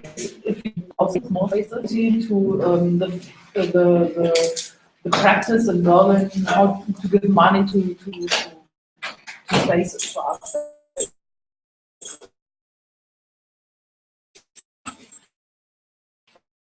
artist. Shall I free you? Oh no, I feel fine. I feel fine. I feel fine. No, but actually. But I'm trying to make a point when you say that there should be more spaces, but then at the same time you want to secure the finances, and there should be more performances than performances are happening now. I didn't mean Berlin more. Berlin. I'm interested in the world. Schönes Schlusswort. Jörn, bist du Kapitel 7 weiterlesen? Dann rede. Das ist total wichtig. Du kannst dich auch gerne auf meinen Schoß setzen. Wenn du mir mein Bier We're coming to this point. I think this point is important. That's also why Lise is here. We're talking about performance art space. If we have one, what should it look like? Why do we need it at all? And this is the problem.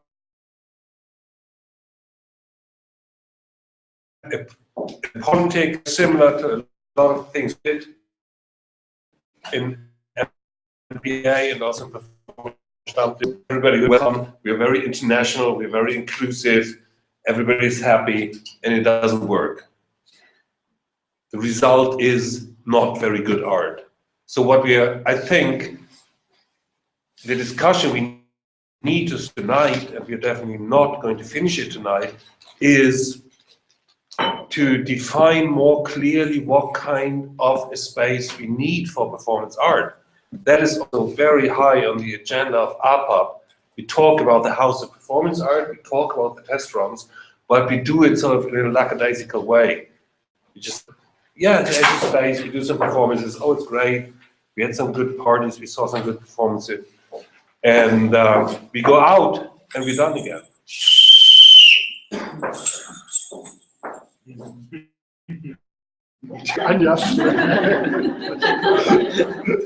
Yesterday you had a lap dance. Oh! I always do a lap dance here. No, the day before. Me either, but the first lap dance I saw was, yeah. Okay. No, the point was that I don't think that it doesn't work because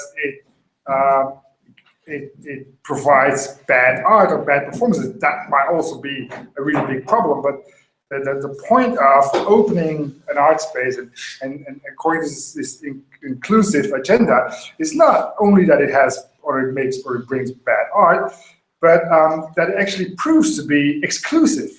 I mean, that's the whole point, is that it's an inclusive agenda. If you program performance art, you are exclusive. You are constructing exclusiveness. And then you can think of, okay, fair enough, how does this inclusiveness comes about? And what they are saying is that this exclusiveness comes actually from the performance art itself. And the space gets objectified and gets defined as an art space by the art market.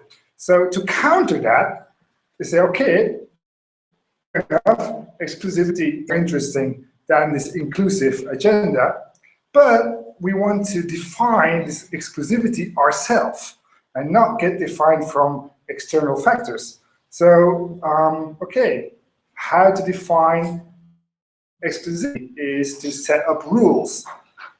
They try to bring this about with their idea of a laboratory, which I agree has this utopian vision, but the fact is they just want to establish rules of running a space, which is basically just curating. So a lot of what they're saying is that, hey, we're going to start curating. Wow, that opens up a whole nightmare of other things. My beer is empty. That is a fresh one. Oh. This is not what I wanted to do. I mean, we just did not get the money we applied for. And if you look at the list, what other people get the money, all the money, it's really, and this makes me really feel, I felt a little bit strange. I think maybe the past years and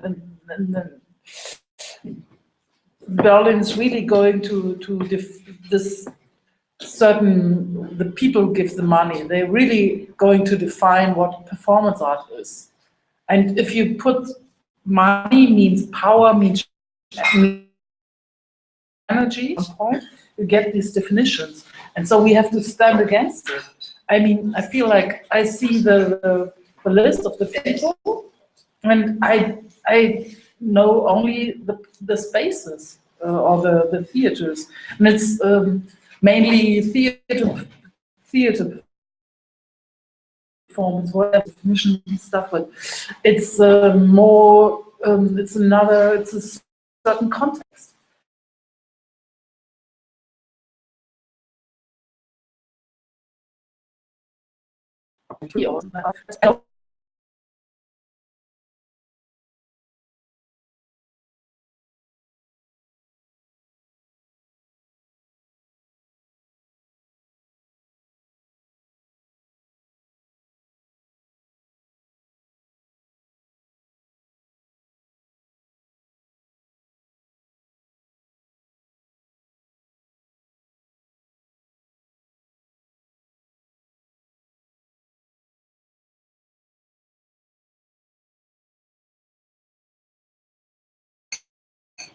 That's why I don't know.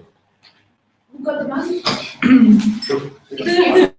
It's groups that are swimming in between institutionalized. Oh, come on, by the time I'm sitting there, I forgot what I want to. But I think it's quite important. I don't want to talk money and but we have to talk about but about institution, and this is where it gets, and what we have to find solutions where we can go. I'm not interested in money that much, of course, but money gives the possibility to organize things, yes, and to do things, to make things happen. Okay. Oh, yeah, of course. I'm so sorry. Oh, schön. Yes. Das ist echt gemütlich hier.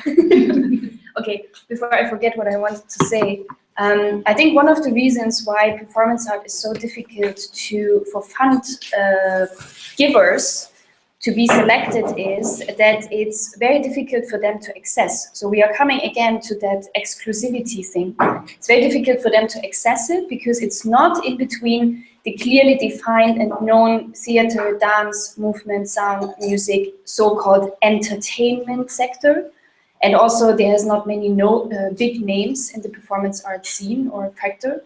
So again, it comes back to you have to have contacts. But then again, sorry to interrupt myself, repeat that. Can we not talk about something that we need to do in order to change that? For example, one of the things that keeps coming up in my mind that we had at the last board meeting of our hub, we have to get involved in these kind of organe ourselves. Like we have to be part of the Rat der Künste. We have to be part of all these kind of institutional election committees or whatever. And there is a chance to get in there, especially for people like I would say Jörn and Florian, who have been part of that scene for a very long time. You're very well known there. You're working with them regularly. And I think there are chances of getting in there very much. So I know it's fucking boring to sit in these kind of things. But then on the other hand, if nobody of us does it, and we keep on talking about that they are not giving us any money because we have no chances in getting in there, then we are just walking in circles. One step back, before we do that, we have to know what we want from them. Like the last question, what is this house of performance? What should it look like?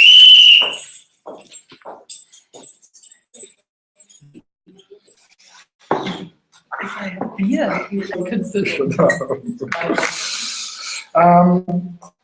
I think there's this problem around money and who gets the money and why don't we get the money. It's actually a very structural problem, and it's not so much to do with who we are or where we come from or what we do. It's much more something to do with performance art itself. I think in the US, I mean, Esther, she mentions a few times here that the performance art has been become part of the high art.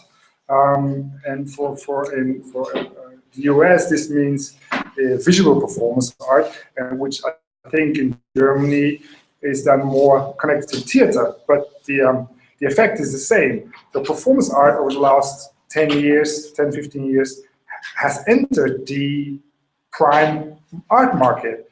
And what we do is considered something else. At least we are not part of this prime art market. So however we define ourselves, or want to define ourselves, for at least for PPL, they really want to resist. They want to construct an alternative, so much trying to be part of that art market or enter that high art market, because it is occupied by visual arts in the US, by theater in Germany. So it's more a question of how to resist this argument and how to form it an alternative market. Yeah.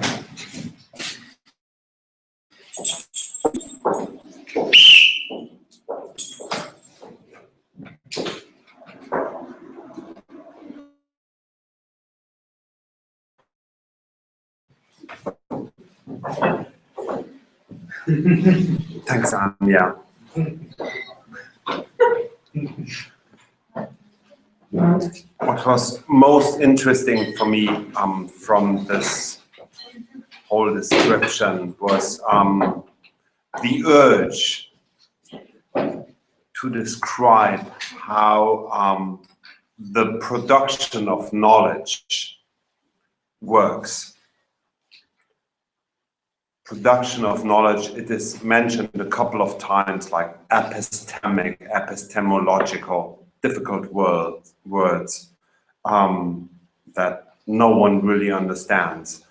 But production of knowledge in artworks, in social works, and things like that. And this we have to be very clear about. That in performance art, we are entering an area that is completely unknown. We see works and no one knows what he, she is seeing there. Maybe even the people who are doing the things, they don't know what they are doing there. It's highly, highly, highly experimental.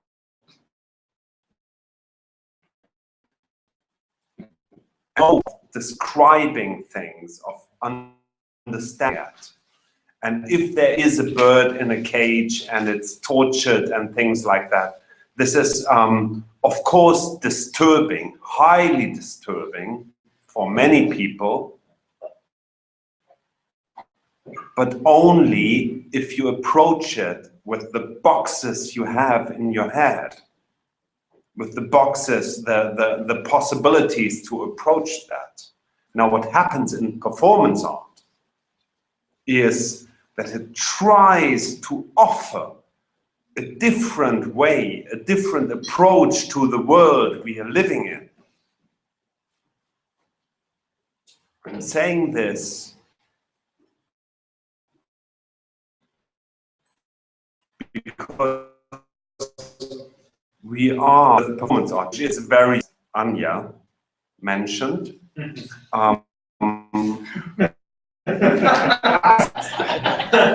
We are maybe at a point where it is becoming one of the highest traded. There is market and things like that, which, let's not forget about it, performance art is not participating in. Because there is no definition. There is a fight for definition going on, what performance art is. There are universities offering courses in performance art, and let's be clear about it. Nobody knows what that is, how we are dealing with it. We have a little chance to go with that and work out of art market, work out of institutions and things like that. But we should never forget, this is all in the making. The moment we make our performances, the moment people are doing whatever they're doing, no one knows how to watch it, where to box it, how to understand it. And this is what we have to work on with. And this is why there's no reason to talk about money. Because if nobody can understand that shit.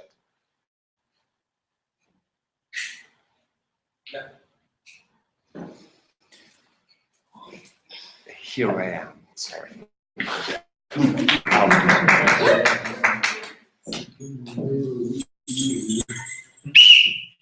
You should be proud of that. Because this is outside institutions. This is outside of academy. This is outside of like understanding it. And every new single piece of performance art, wherever it comes from, socially, art practice, like all these people who think they can do something, every single bit we have to go there and try to understand it, try to find words, and try to find not only words, the most important bit maybe. We have to connect to it. It goes beyond of the unworks at the moment. And this is where there's nothing beyond that. This is complete avant-garde and it's completely exclusive. Please exclude. I mean, just said the most important sentence of the evening. Nobody knows how to watch that shit. And that is true. I mean, we are really at a crossroads with performance art going mainstream and becoming high art, blah, blah, blah. Very interesting.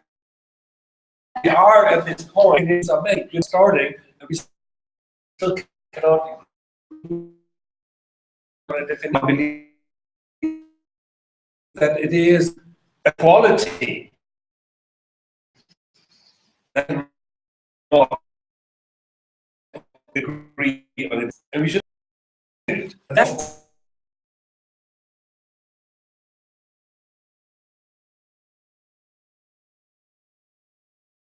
people who know what they're doing, who know how to watch. Hypocrisy, we have no clue what you're doing. We actually, at least we are honest and we know that we don't know what we're doing. No, that's not true, because the experimental theater groups is a very simple structural thing. The experimental theater and dance group who get the funding that is labeled performance in Berlin, they get it because they stick to the format. It's just they do their experimentation before the fact. That's the big difference. They might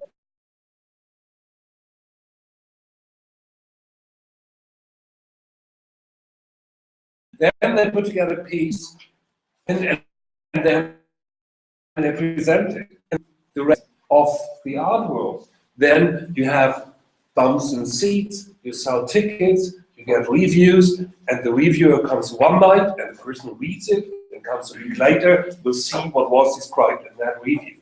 And that just doesn't happen in our world. And that's why it's so cool. But that's also why it's really not sellable at this point. And that's why I repeat myself and I say, we need to define why we should be financed. But I don't see what I want again. Okay.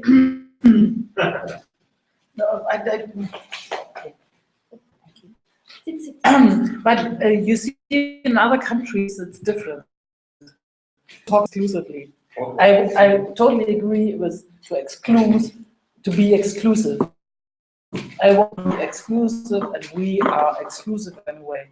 But look at other countries and people, and we should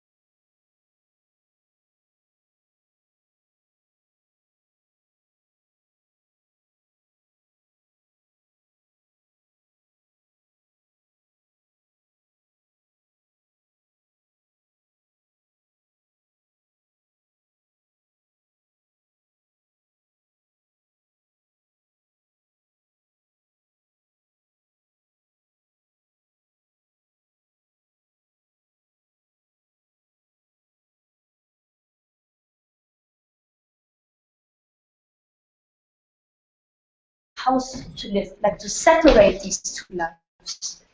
And I'm honestly thinking about that as well, even though I can afford pretty much, not really, but I can afford to have space and private, and the way of running that space is not separate. It's all going in the same direction, and I cannot afford to separate that. So without any kind of complaining, I'm just trying to make a statement about that. Living in a space that you run makes it even more clear how you want to access this kind of art form, which actually is not an art form anymore. It's a form of living. It's a life philosophy. And this is one of the reasons why I'm actually still doing that space, even though I'm doubting, as Joël mentioned a bit earlier. But I think this doubt is very healthy. I think it is to doubt regularly what you're doing. Otherwise, if you don't doubt anymore, then it just becomes a routine that just keeps flowing without any kind of direction. But what is important is to keep to what I find really important in relation to the report Esther wrote, but also to the transformations that have been going on at Grünthaler in the recent months, is that we have to really reconsider what's going on. And please, I also want Francesca and Lise and other people in the space that have experienced other forms of organization and struggle and attempts of offering other forms of meeting and performance art options. I would really like you also to include your experiences and your conclusions out of that as far as it's possible. I'm not asking a speech, I'm just asking about that we should learn from that. And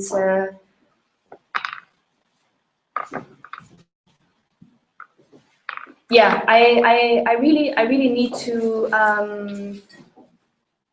come back to the fact that what Florian just said now was very important for me personally. I can only talk about myself. I cannot talk about other things, but only that is in myself, is that you need to remember or remind yourself constantly about why you are doing this and how you want to continue. And if the moment is there where you feel like it doesn't make sense to continue anymore, then you should do something else. I'm not talking about going away from performance art, I'm talking about finding another form. That's what I'm talking about. Okay, I don't want to sit here anymore.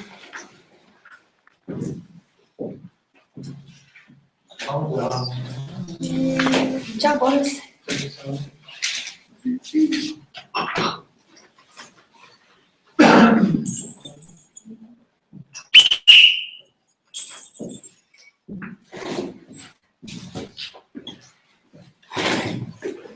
Thanks, Tina, for inviting me. I think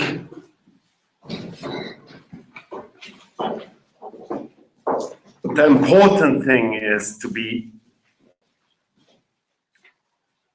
aware of the things we are doing and moving them and not stop analyzing them, which might be a lead towards aesthetics. We've touched tonight.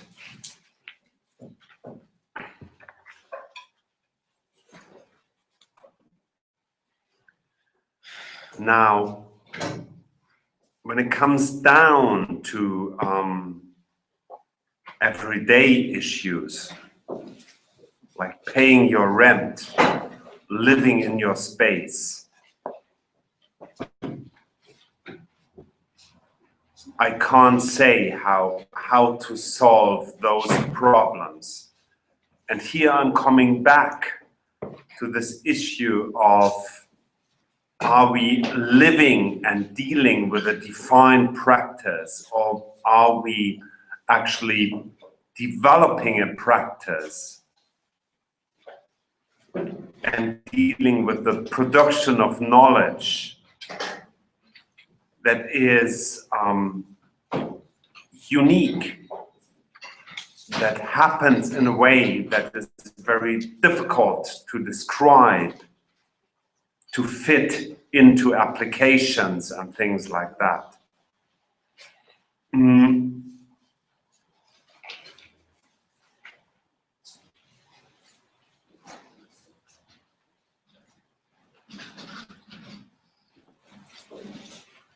I want to break something.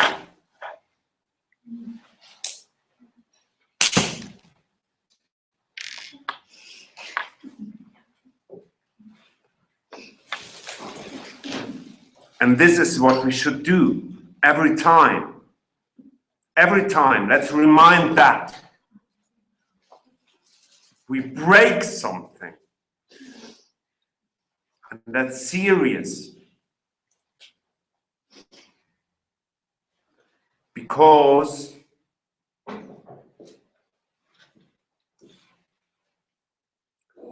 we are outside.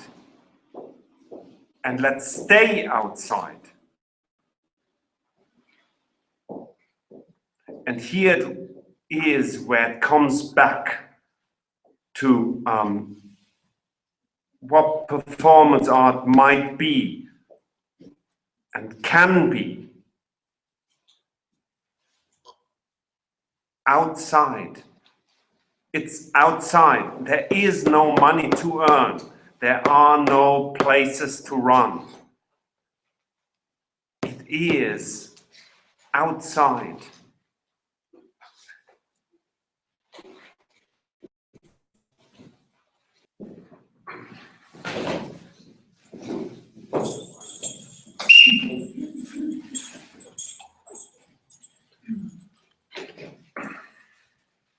True. There's no money to be earned, there's no place to be run, but there might be. If you read this text by Esther and Brian, you will find that at no point do they ever talk about art funding. Because in the US, there is no art funding. There is the National Endowment of the Arts that I think spends about as much for art a year as a medium-sized city in Germany. We, on the other hand, live in a country that spends lots of money on art.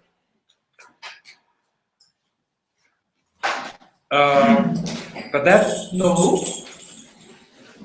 Not a lot. Compared to other countries, it does. Compared to other countries, the per capita money spent in other countries. But that, of course, I know that 90% of that goes to the institutions and 90% of it goes to the institutions. I'm not interested in that. What I'm interested in is that there is a chance actually to change funding structures. It's possible. The employment initiative that are made up. But I want to come back to what I said before. The more important thing is before we get money, or even before we apply for money, and even before we think about applying for money, we need to know what that money is going to be for. And that is not a question about money. That is a question about the structures of our scene. Do we want to remain outside? I mean, being a starving artist in Germany is quite comfortable. You can rely on social systems. Nobody really needs to make any money here if you compare it to other countries. It's not easy, but fuck that. You can survive. So I think that all this complex isn't even all that interesting. And I would prefer we talk about the other side of the equation for the rest of the evening. And that is there anything at all? We say we're all so different, nothing can be predicted. performance art just does what it does. It just happens. It's crazy magic shit. And it is, and all that is very good. But that also makes it very, very hard to define a common set of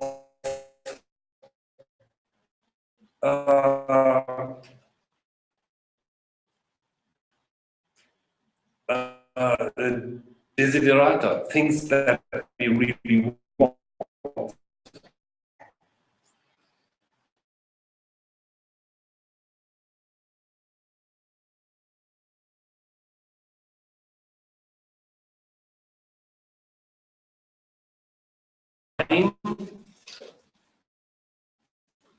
To have the pressure of having to earn and not being able to do the work. So I think it's really we are called to do quite a lot of work.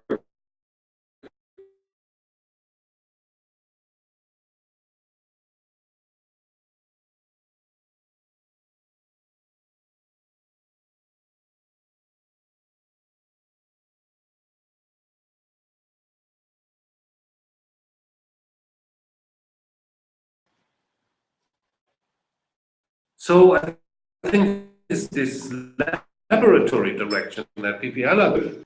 I mean, we have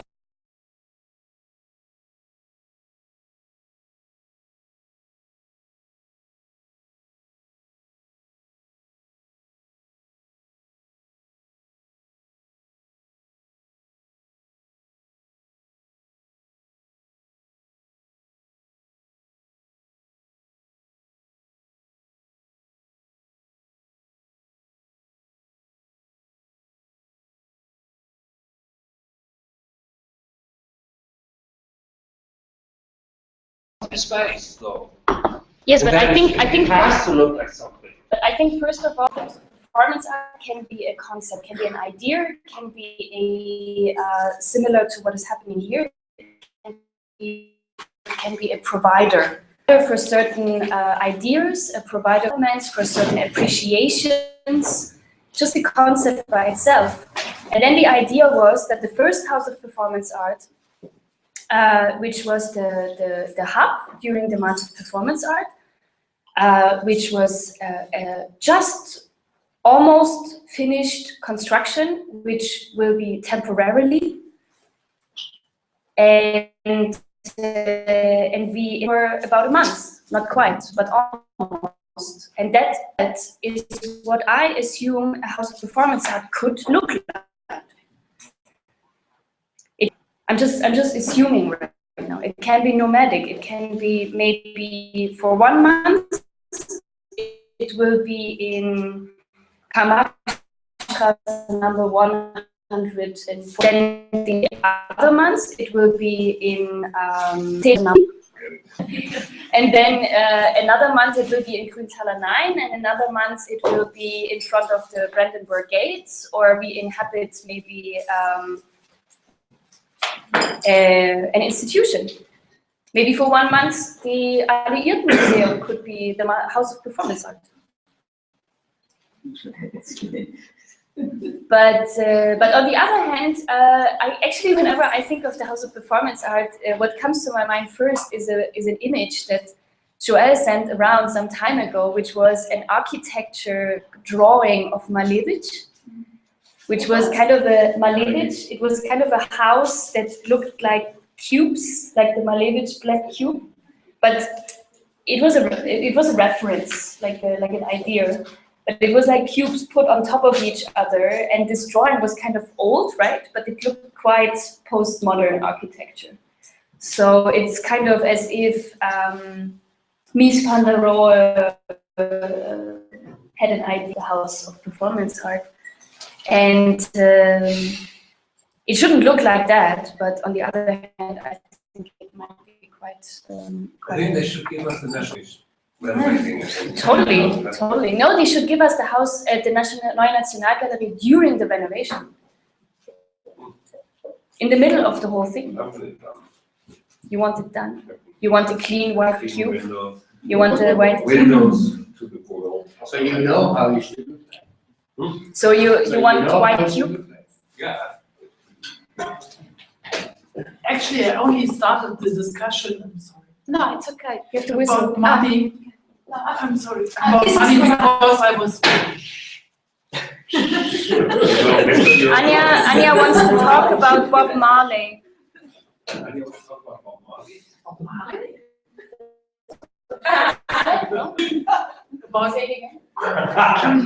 About actually, I only started the discussion about money. Because Bob Marley. We need to talk about Bob Marley. Okay, which is the most famous song? No. Redemption. Redemption song.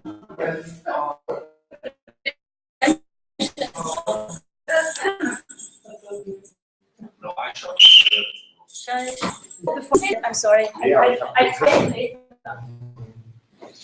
Actually, I started the discussion about money. Shut up, Anya. You have to blow the whistle. I want to come back. Production of knowledge. Before talking about how this up. No. Sorry, just one sentence. The only comment I wanted to make to what Florian said earlier, which was absolutely right, is it is not the production of knowledge, it's the production of non-knowledge.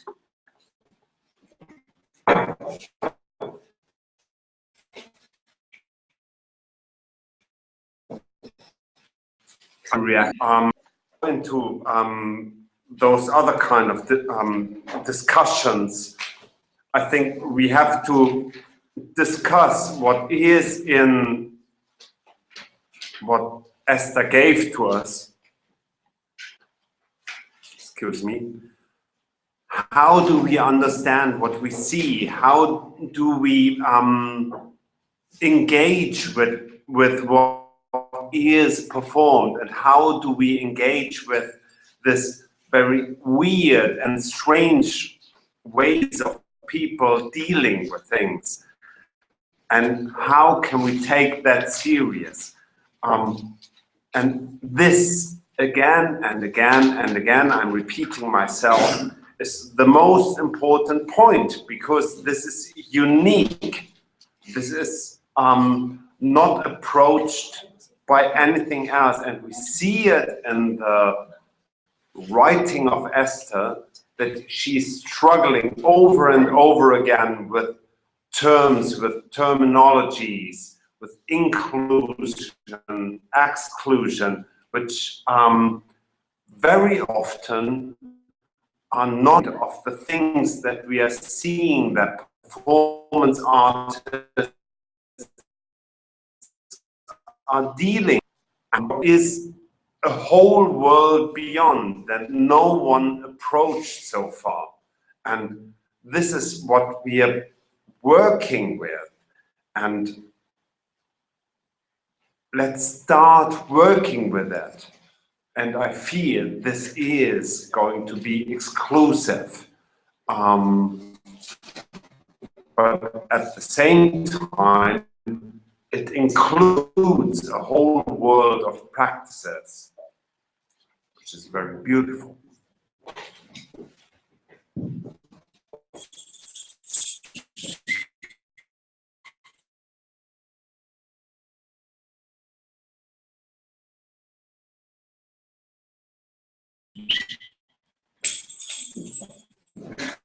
Okay. That was so fun. It was so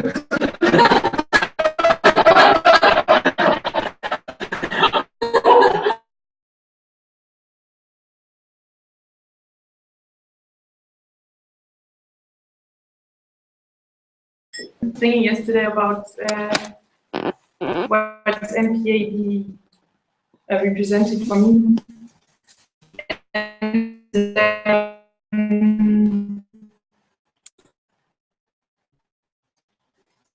it's a platform, it's a community, it's for us to come together and discuss. I said once something that I still have in my head somewhere, that a space doesn't have to be physical, it's also, it can be an idea.